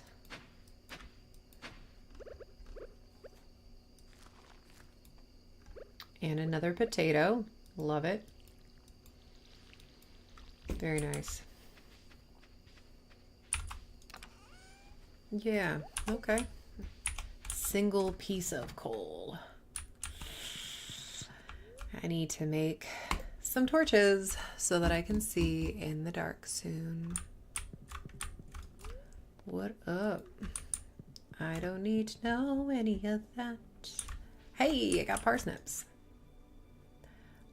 Oh, to our valued JoJo Mart customers. Our team members have removed the landslide caused by our drilling operation near the mountain lake. I'd like to remind you that our drilling operation is entirely legal pursuant to Initiative L61091, JoJo Cola Amendment. Okay. Responsible stewardship of the local environment is our top priority. We apologize for any inconvenience this accident may have caused. As always, we value your continued support and patronage. Morris, JoJo Customer Satisfaction Representative. Cool. Thanks for the update, Morris. Parsnips. Got some new ideas to sleep on. That's nice. Farming is better. What is that? Kale? Just want to make sure I don't forget to water these. Okay, so I guess I'll plant some more parsnips.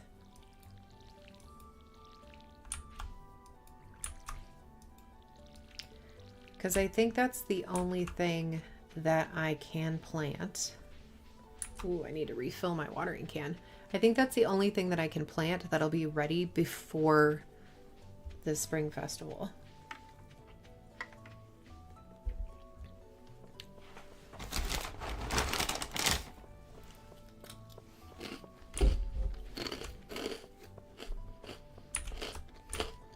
Oh, sorry, Harvey. I let you down. 7 days. JoJo Cola for a dessert I'm making. I could probably manage that. JoJo Cola comes up for in the garbage when I'm fishing. I might be able to manage that. For now, I'm going to dig through the trash. Maybe I'll find one there.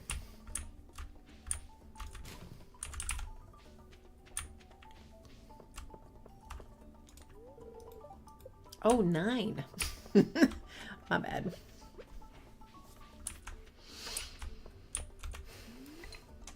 Let's see about that JoJo Cola.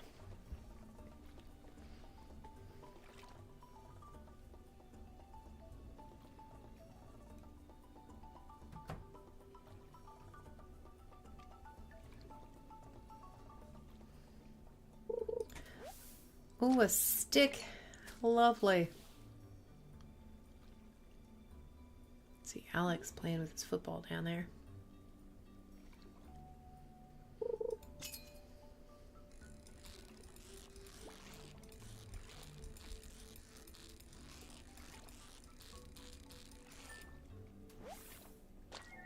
Oh, that's nice.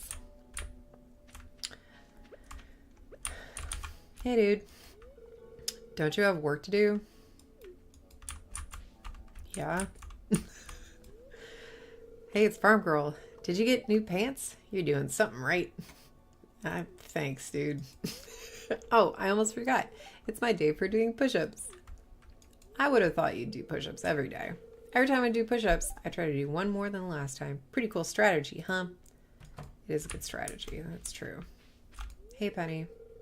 If you dig in the dirt, you can find some interesting things. That's true. One time I found a really old piece of pottery. I brought it to Gunther and he said it was over 1,000 years old. That's cool. Good for you, Penny. Living life. I already looked in that garbage, apparently. Oh.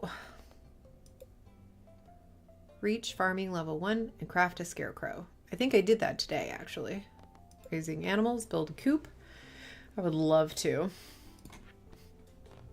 Deliver JoJo Cola to Jody. And yay! For my parsnips. How much is this? Too much. Too much. Hey, dude.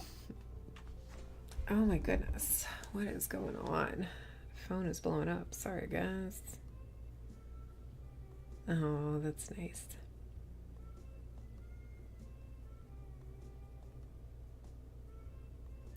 All good things.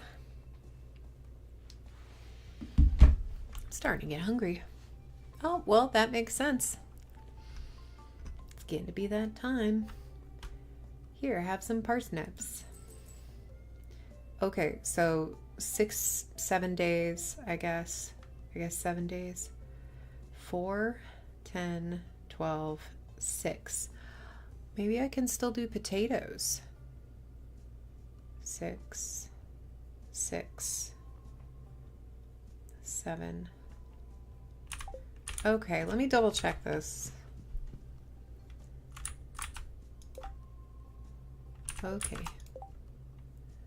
Okay, so 7. Well, let me see. If I plant them today, 1, 2, 3, 4, 5, 6, 7. If I do 6, they'll definitely be done, even if I forget to maybe water them one day, which I'm not trying to plan on or anything, but you know, I just want to plan for success. Yeah, hey man. Okay, so potatoes are 6, kale is 6. I don't know which one's got the bigger profit margin.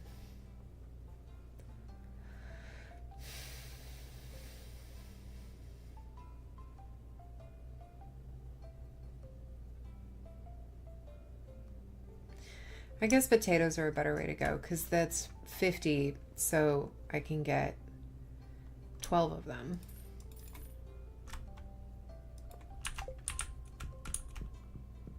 That's fine. I do definitely. Hey Harvey. What up, dude? What you doing? It's a beautiful day, isn't it? It is, Harvey. I wish I had less work to do. Oh, and look at his sad mustache.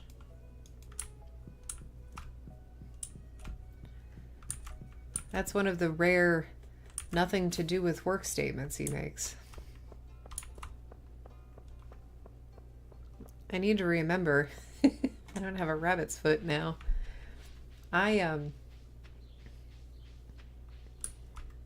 forget who I was married to. I think it was Sebastian.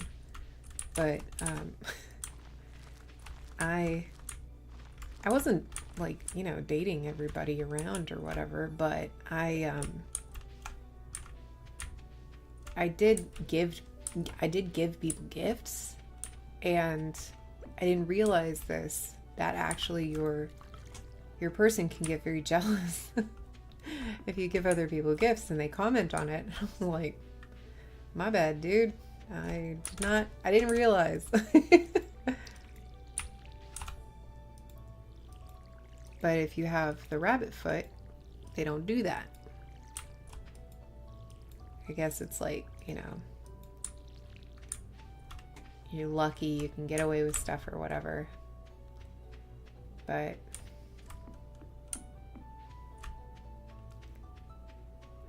I just like giving people gifts. I don't need to marry a whole bunch of folks. I know if I could, if I ever, you know, like downloaded that that mod, I have a pretty good idea of who would get the seashell pendant for sure, you know, but I don't really need to do that.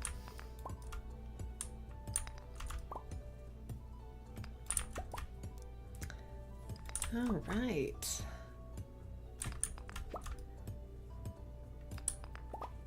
We are here. Hey, got a geode. You found a geode. The local blacksmith can break it open for you. Who knows what might be hidden inside? All right. All right, now we've got enough to make our smelter.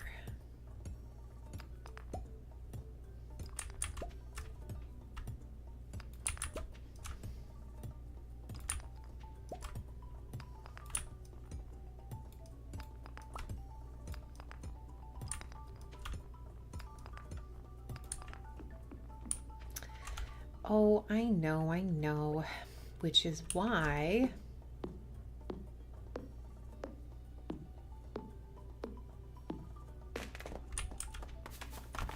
we're doing this.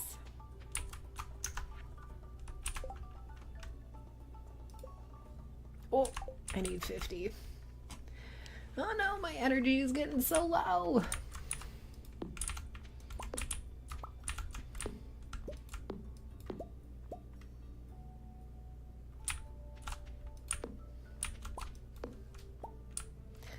I don't think I'm gonna get it before I run out of energy.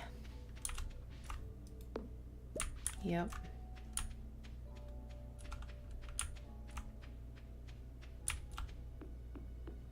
It's only 3 p.m.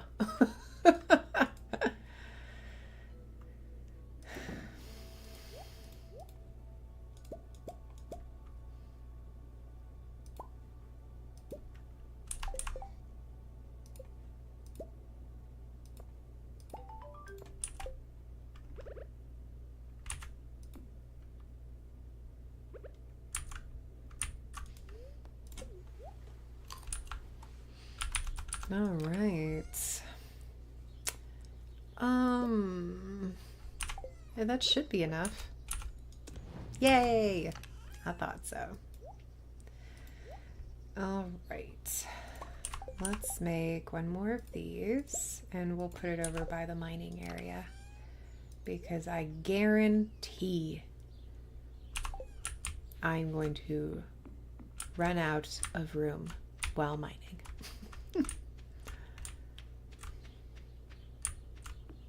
I'll need to put some rocks there.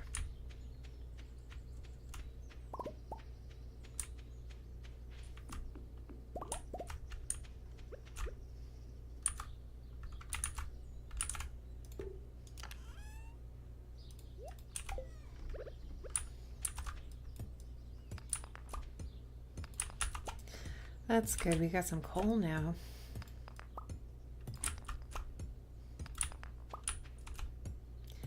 I've been in town for 5 days.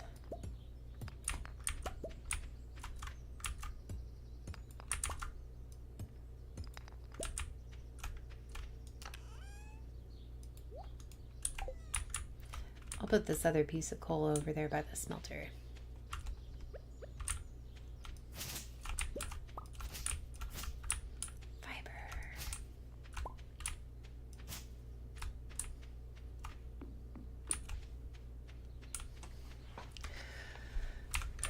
I think this will, like, I've started, I think, one other farm. Yay! I've started one other farm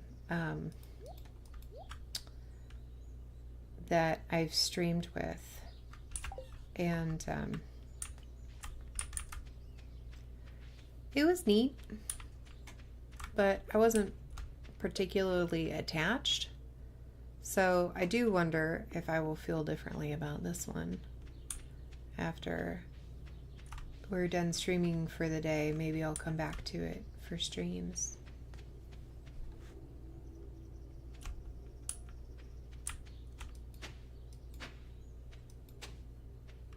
Nothing. Hey dude, don't destroy my tent. It's happened before. Man, Linus. I need names.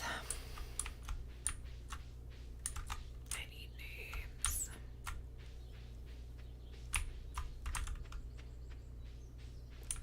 There's no police force here. Oh shoot, I forgot. I need to make that bridge.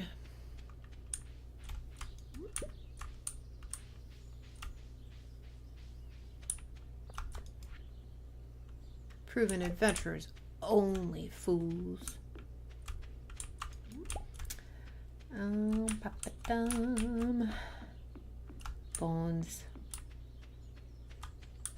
Junimos, get over here.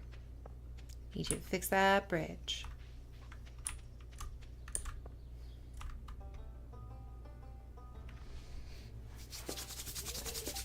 Hey, Marlin.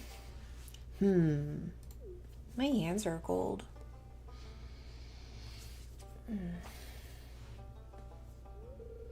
I was just peering down into the old mine shaft.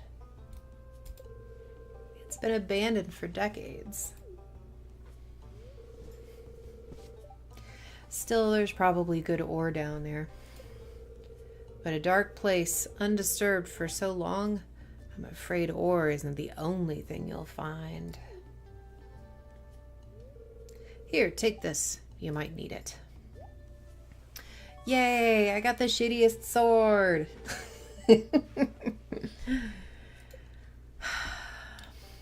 Why would you give me this, Marlin?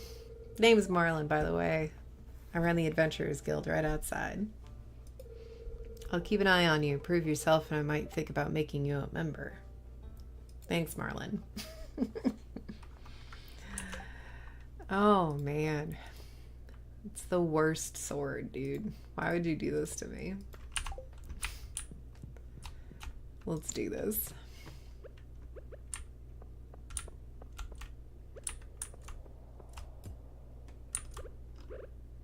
Nom, nom, nom, nom,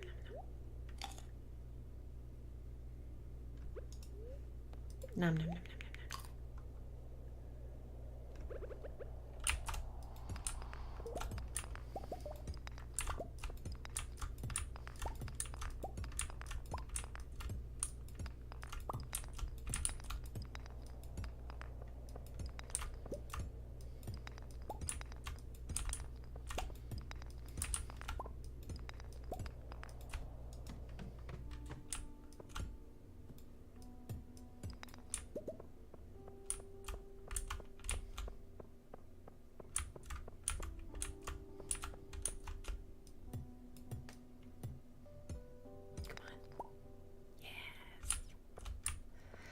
Okay, starting to feel exhausted. I think that's it.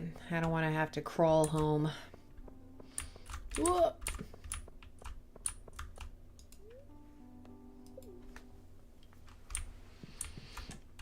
Take me home.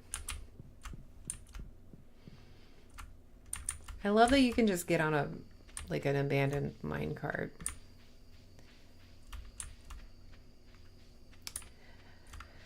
Oh man, the tiniest little town. It's basically a suburb in the country, and they have public transportation. Meanwhile, I'm in a fairly large city, and they can't even manage to run a bus right. Unfortunate. Just put us all in minecarts. It's fine. Don't worry about it. We'll just all ride around in minecarts. I'd go to work in a minecart. Level 1 farming. Watering can proficiency, hoe proficiency. I can make a scarecrow and basic fertilizer now. Ooh, and a cherry bomb.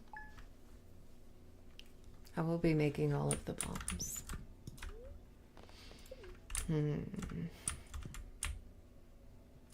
All of the bombs. Hey, hey, get away from my crops.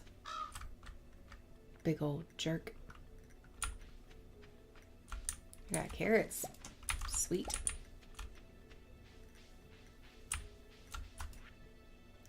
Robin here. I know there's a lot of stone scattered around your farm. If you have a surplus, you might consider having me build you a well for you. Wells can be placed all over your farm and serve as convenient places to refill your watering can. Just swing by my shop with 75 stones and 1,000 G when you're ready for it.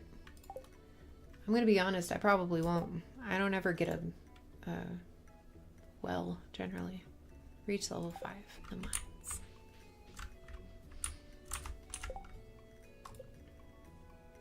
Wood, coal, and fiber.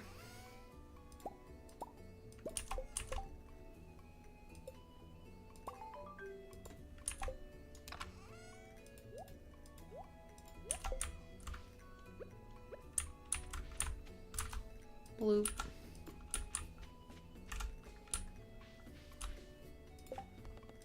Yay! As you gain experience, you'll discover new crafting recipes to increase profit and make life easier. A scarecrow, for example, will prevent crows from snacking on your precious crops. Nom nom nom nom nom. Mm-hmm. Mm-hmm. Mm-hmm.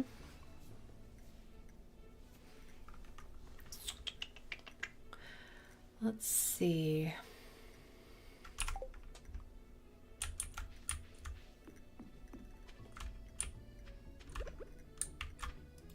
Blue.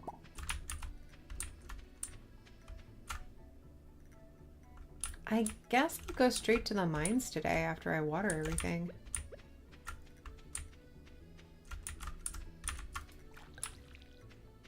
I think I'll go through town though, just in case I can get the community center open. Because I would definitely like to know what I'm supposed to get for the community center. Since we remixed it, I've never done that before, so it should be fun.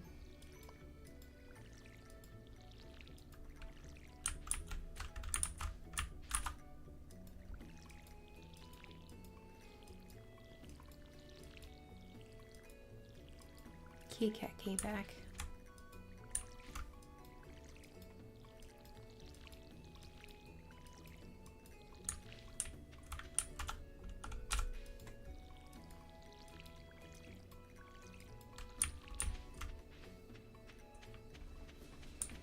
Okay.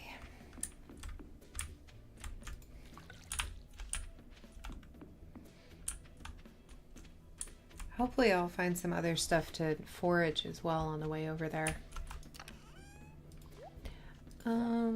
We are gonna do...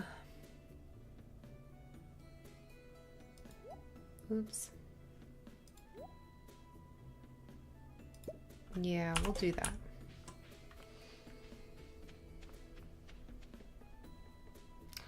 Actually, what I should do probably is put a little crate next to the... Yep, there we go. That's what I was hoping for. Oh, hi there. Hey, Lewis.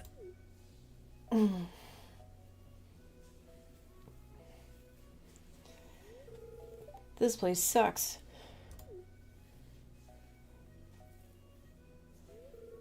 I haven't really been doing my job. Kind of got out of hand.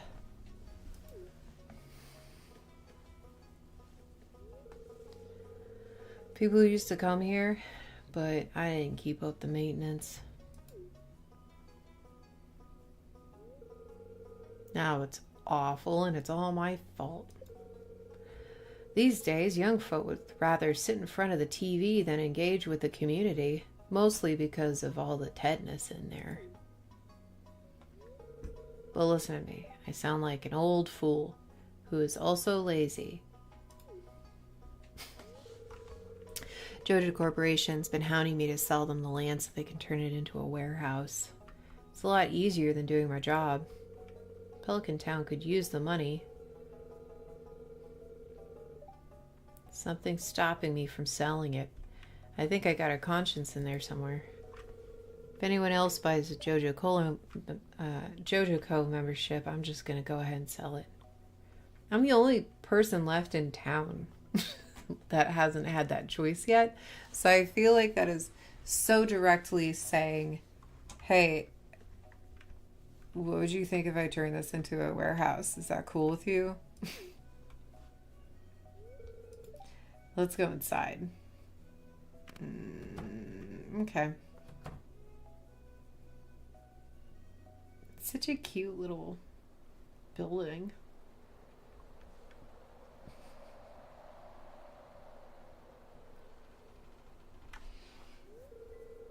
What's this? I guess Vincent and Jazz must have been playing in here. Little junior moes. This place is even more dilapidated than I remember. Junimo! What?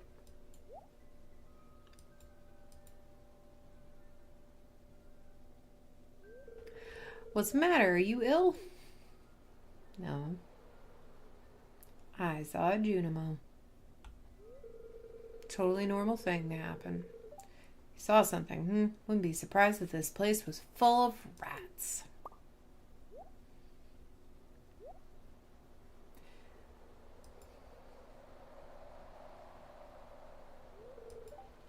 You're worrying me. I think I'll just make a ton of money. Bye. Need some lunch, huh? I think I got about... Well, we started almost on the hour. That's neat. I think I got another couple minutes in me. Keep this place unlocked from now on. Maybe you can help catch that rat if you got some extra time.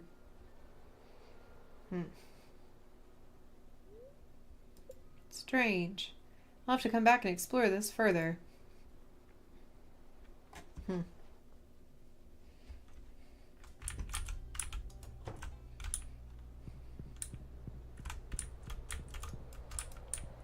I want to know what those papers say.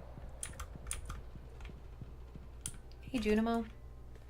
Blop, blop, blop. Bleep, bloop, blop.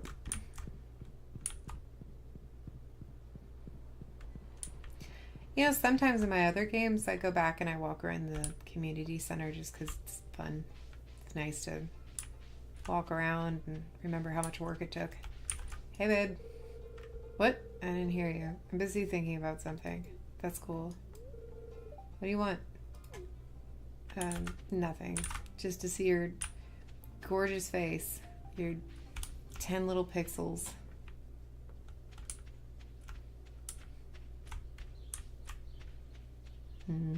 Pixels.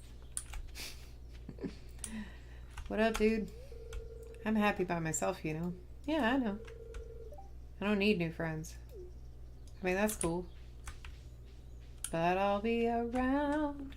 We're gonna be best buds. Yeah. Super best buds forever.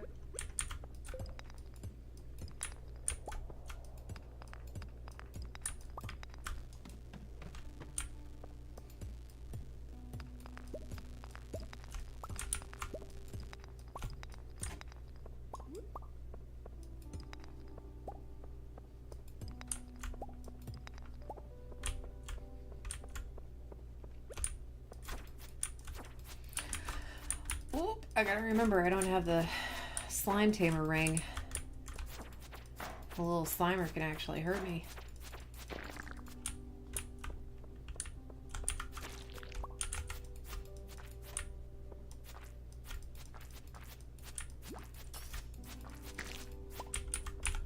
So cute.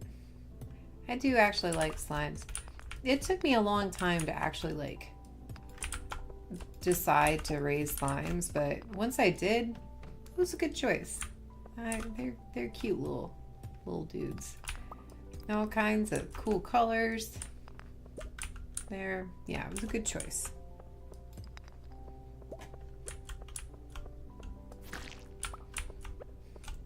I'm gonna be 1,000% honest with you right now. The only reason I decided to try it out was because Sebastian kept asking me to do it. Like literally, that is the only reason I was like, yeah, okay, let's try it out. Let's see, 2 more levels. Let's see if I can make it to 5.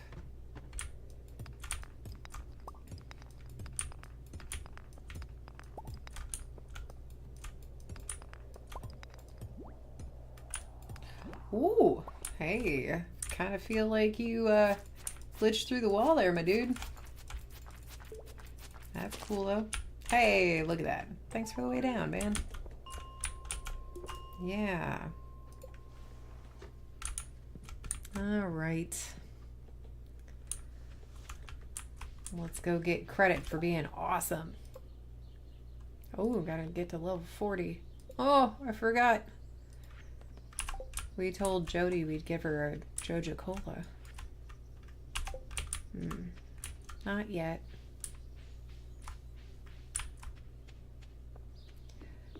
I'll drop off all the rocks and whatnot. We'll get Jody a Joja Cola out of the river.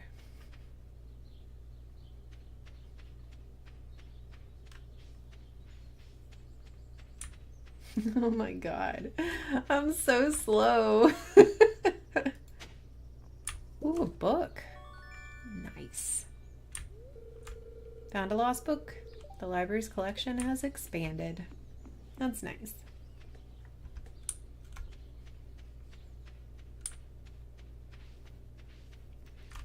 I think I have enough to smelt some more copper. I can take this to Gunther.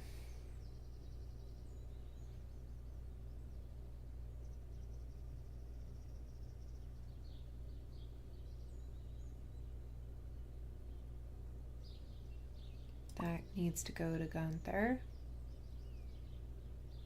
This needs to go to Gunther. Okay.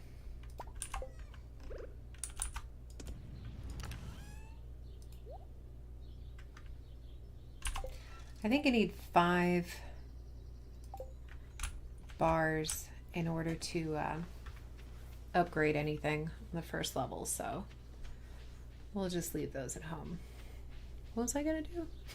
I forgot what I was gonna do. Oh man.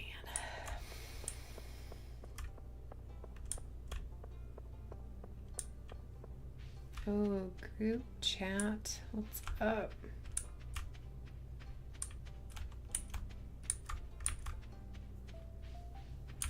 Oh. Oh. There's a project I forgot about.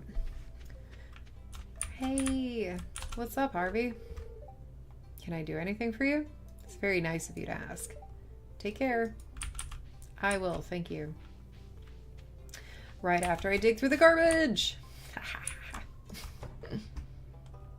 Ah, here we go. Abysmal. Not a single piece in the entire collection. Yeah, that's what you said last time. Somebody ran off with all your stuff. What's this? You found something. Let me see it. Okay. Oh.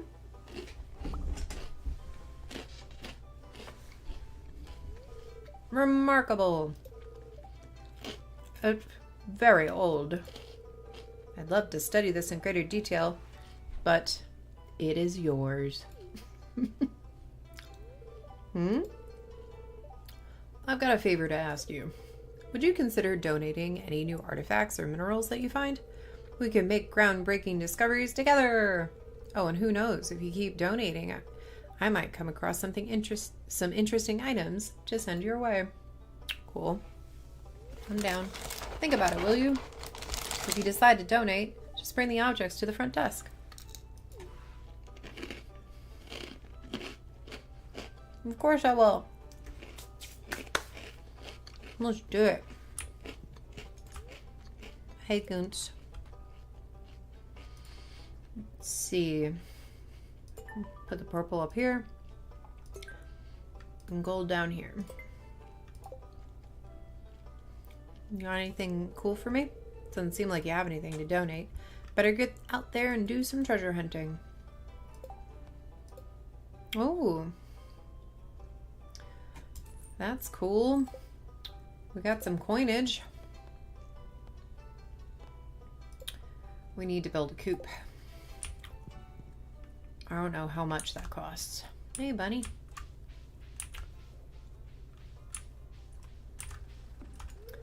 Oh, I'm so used to just hopping in those things. That's funny. Man, I just missed it. If I hadn't stopped at the thing, I would have gotten up in there.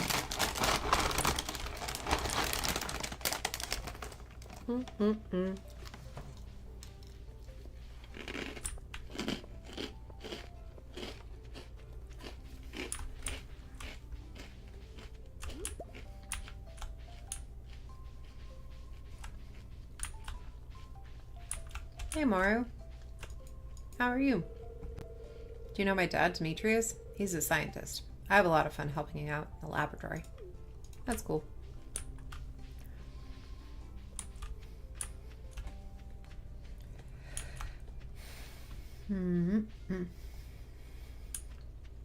Hey, Demetrius. What up? Let's see. If compounds in the mesosphere contains sufficient levels carbon-13, then, well, then it's organic. And that's true. Oh, sorry, I was pondering some data and I didn't notice you there. It's very specific chemistry. Oh, awesome. Love walking past her when she's having a good time. Nice.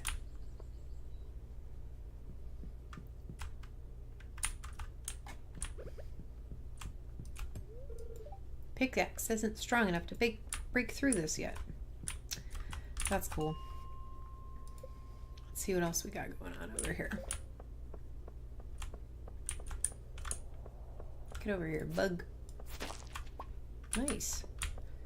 Go check this out first.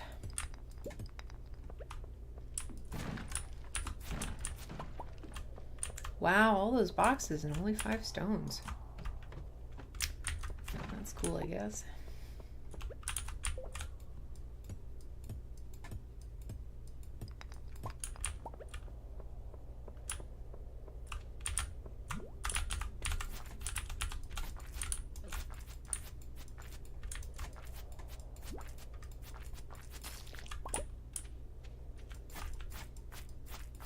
Oh, he's so mad. I know you're mad. Don't kill me.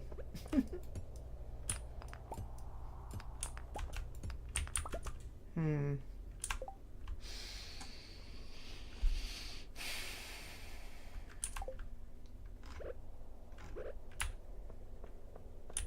gonna eat that green algae in a minute.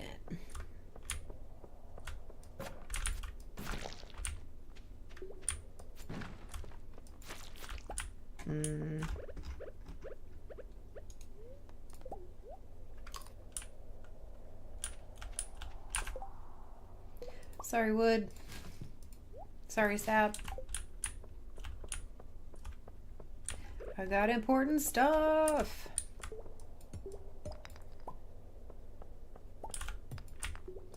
That coal is a little bit more important than sap at this point in the game.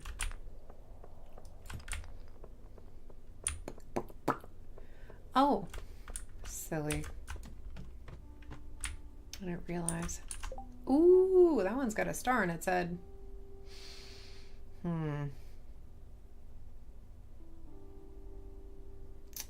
Jeez.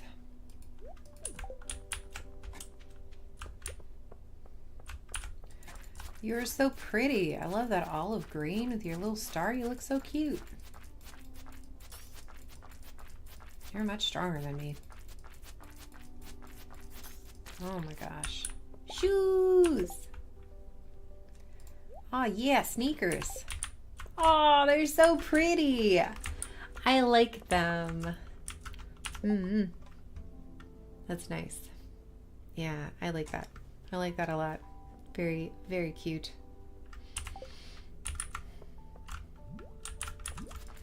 And it's good for my health.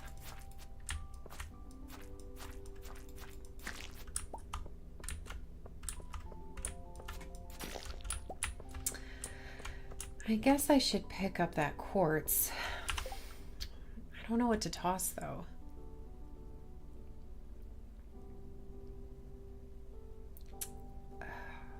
Jeez. I do kind of need all the rocks. I guess I have to toss the coal. That's unfortunate. We're at 7. Let me see if we can get down to 10 before we go home. Oh, it takes forever to walk back to the farm at this point in the game.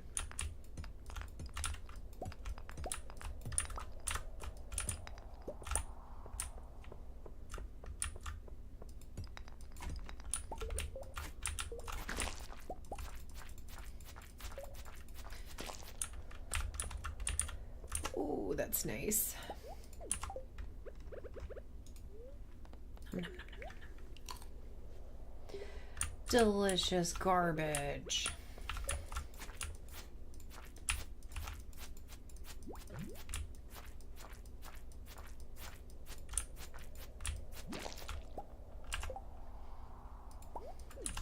More delicious garbage.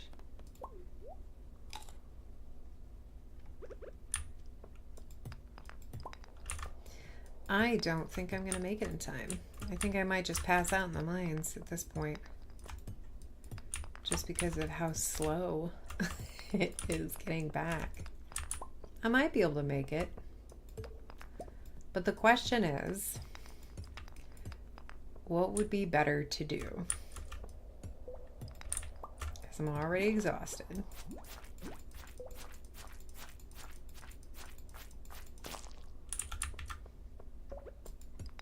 Yeah. Oh. Just so long as I don't die, we should be fine.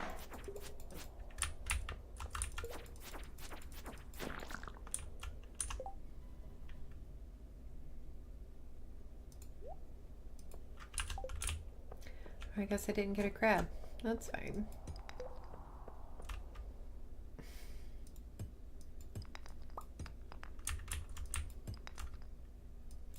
It's okay, I've already committed to my fate.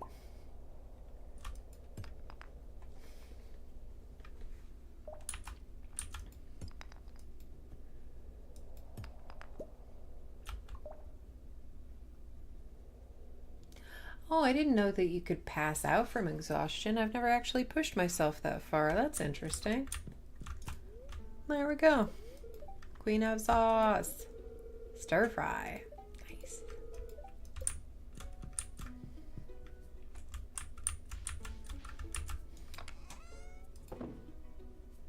Gunther.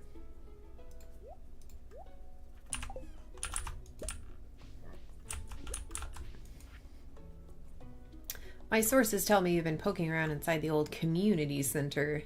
Pay me a visit. Okie dokie. Oh, be careful. I see you've been exploring the mines. You've got Adventure Spirit, Slay 10 Slimes. Be careful. 35 gold. That's okay, I guess.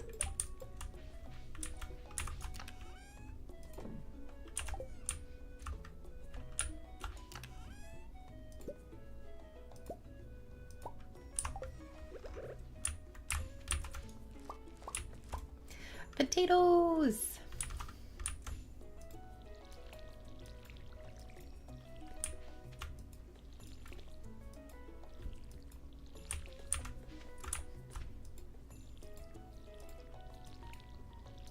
Everything's going so well.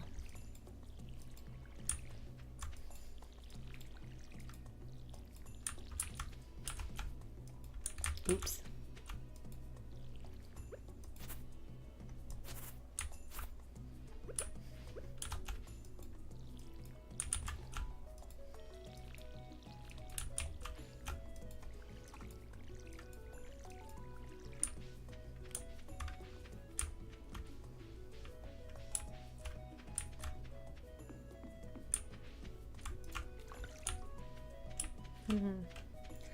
Already out of energy.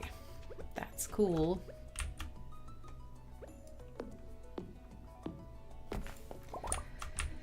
Gotta figure out where I'm gonna put my coop.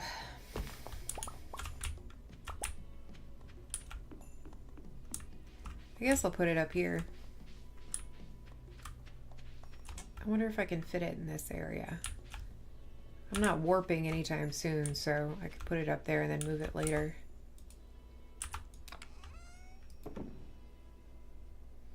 All right, I'll swing by Pierre's and sell these potatoes. And, well, I guess I gotta put that fish in here.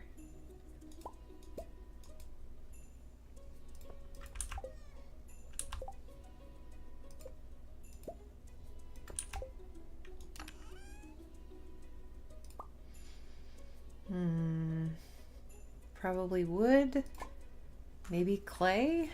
I don't know. I don't have a phone to call her, so Jody got Jody didn't get her stuff. That's unfortunate.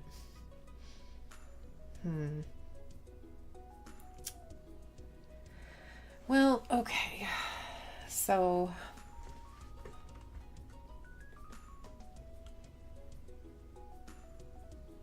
what's the best way to do this? And drop off all the things and then come back and then go up there. Yeah, okay.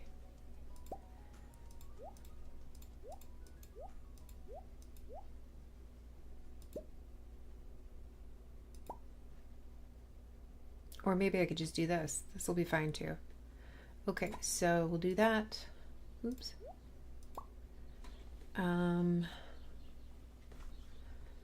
I guess I'll just sell these.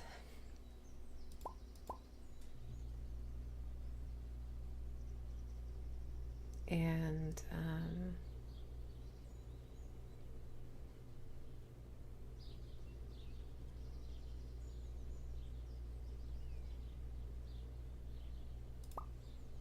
I'm gonna give that to Haley. Because she's mean to me. And I need her to be nice to me. And the more flowers I give her, the faster that will happen. So I'm not like all about Haley, but I feel like she pushes people away. And if I can sweetheart her into being a nice person, then I'm doing us both a favor. Come out of your bedroom. I got ahead of myself. Oh, hey. No, don't eat that daffodil. Not giving you that flower either. I guess I'll just have to come back. I need to sell those potatoes. That was supposed to be the first stop. Stick to the plan. Stick to the plan. Hey, Pierre.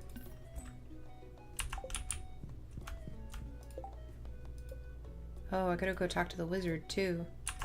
And also kill some slimes. I got so many things to do. I should probably eat this. And then pick up that flower. Hey, Benny. We're not friends. And that's okay. I suggest you continue reading. That'll be a good day for you. All right. You take this. Thanks. Okay, bye. Okay, so dropped that off. Let's check this out. What? Process geodes.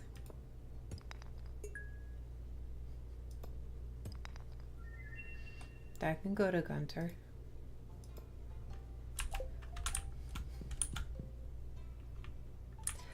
Fire opal. Orpiment? Not fire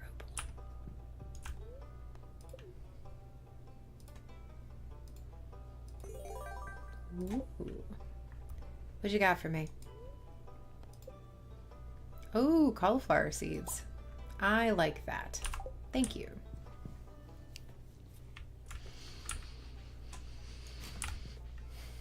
Gotta look through the garbage.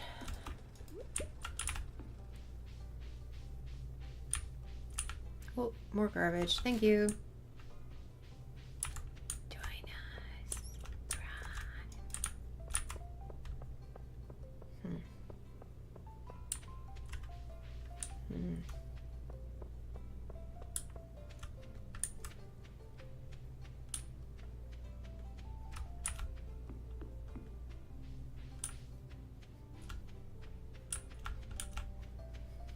Oh, it's Sunday.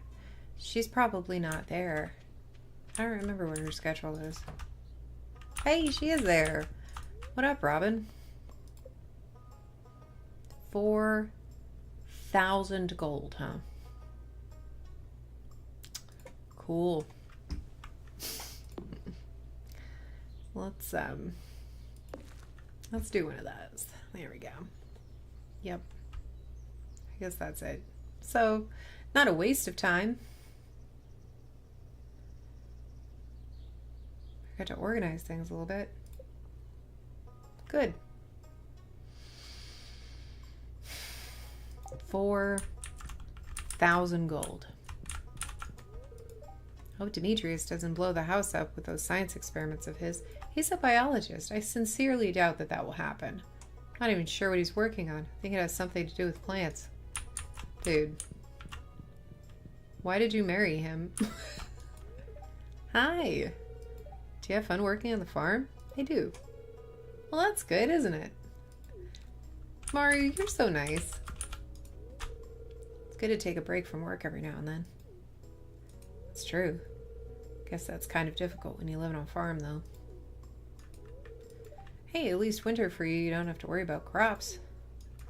That's not entirely true.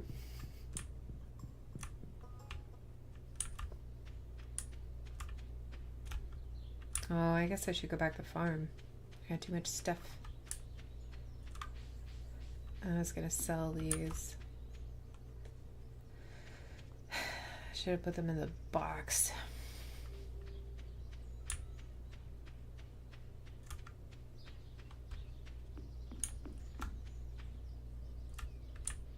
Hey, Amelia. Nice to see you. I'm doing okay. Just chilling.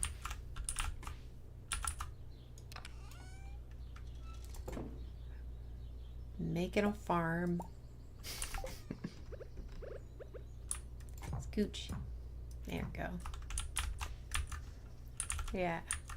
How are you doing today?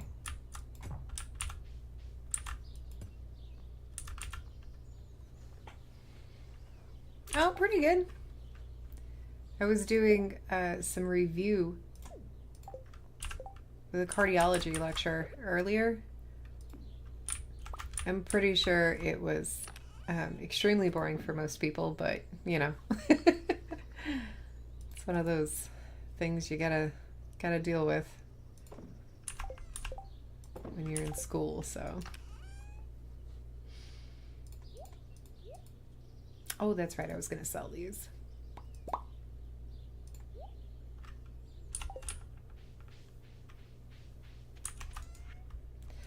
So yeah, the first half of the stream was actually listening to people talk about aortic stenosis and regurgitation and all of the math involved with diagnosing that. So this right now is going quite well, though. I've got some cauliflower now that I guess I'm going to plant.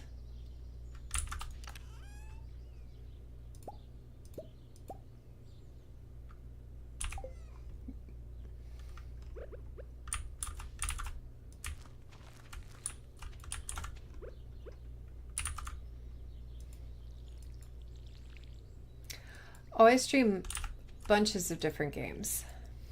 Yeah, I was working on Disco Elysium recently.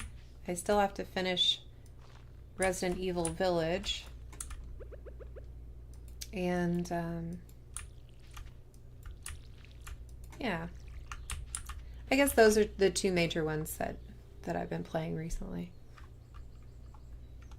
I do a lot of spooky kinds of stuff.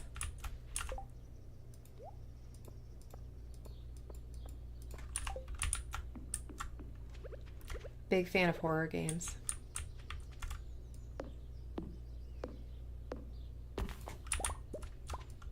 Do you stick to cozy games yourself?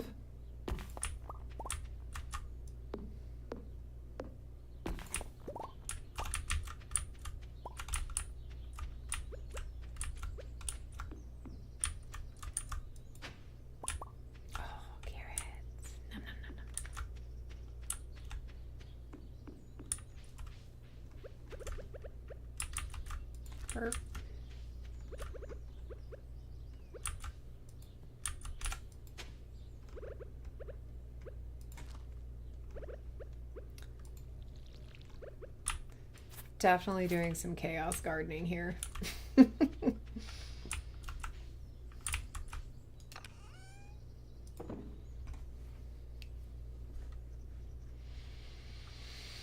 Let's see. I need more charcoal.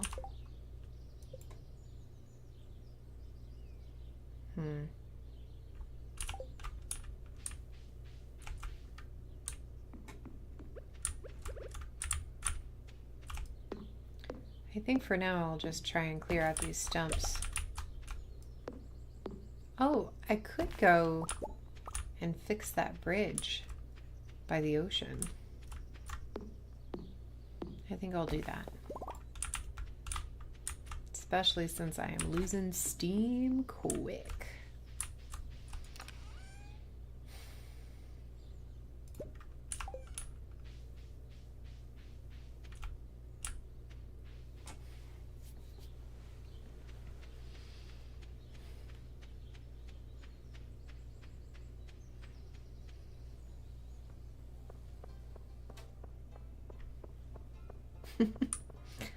I definitely said I was going to be hopping off like half an hour ago. Man, I swear this game is just so comfortable.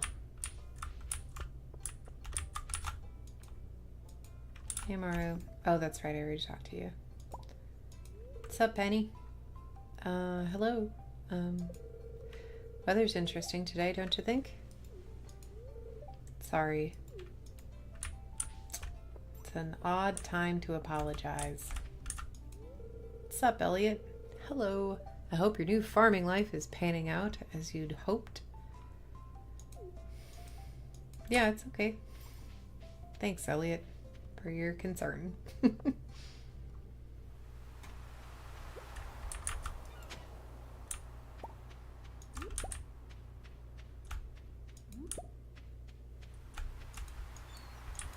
Give me all the things. I knew I should have left that at home. 300 of pieces of wood? Yeah, let's do it. Why do you need 300 is my question. That is so much wood. So much wood. 6:30 p.m. I don't think he's going to be available to buy these things for me. Yeah, he's busy. I can take that to Gunther, though. Come here, Goons. Can you take this Nautilus shell from me? It'd be super cool if you could. Yeah, that's what I thought. Always looking through the garbage. What's up, Clint?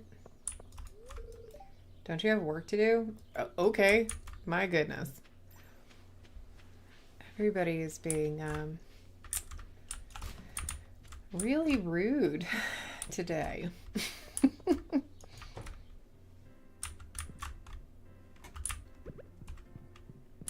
Hey, you. Ah, you've been doing some beachcombing. Fine hobby. Thank you. You're welcome. Did you actually like that, or are you just being nice? Normal. Okay. Hey, that's all right. It wasn't bad. I've got no hearts with anybody. Where are you at, Seti? Sigh. I wasn't very productive today. Pam seems out of it. Better leave her alone. Welcome to the Stardrop Saloon. Can I get you anything? Hey, Emily. Hi, Liz. Do you raise sheep in your barn? You can turn their wool into beautiful bolts of cloth. You'll need a loom, though. You can make them yourself if you know the crafting recipe. Thanks.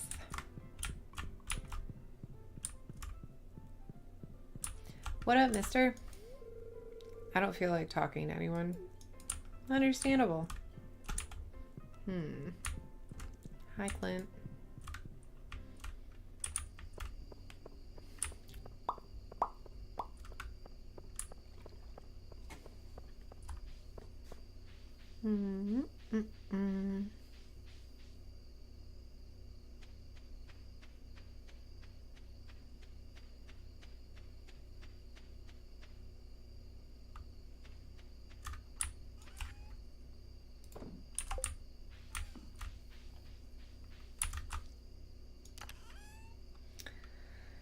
Okay, for now, we're gonna put those things back up in there and just go to bed because I got no energy.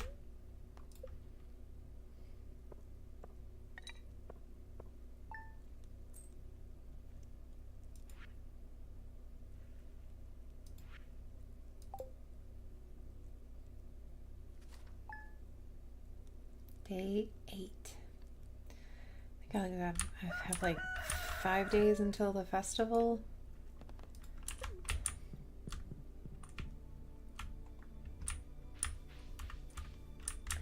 Parsnips.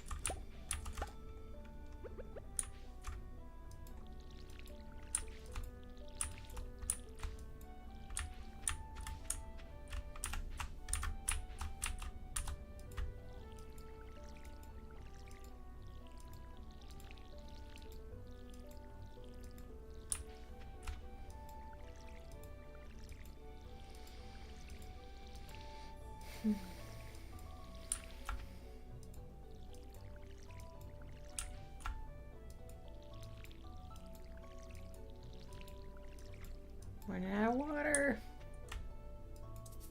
Yep.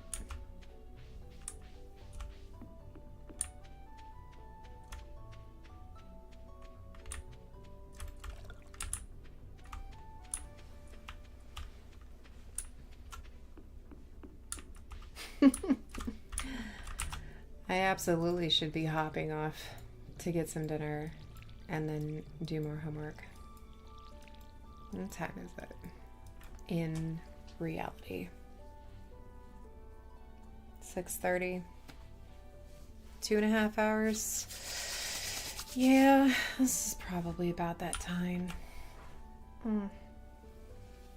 Okay, I guess I'll call it.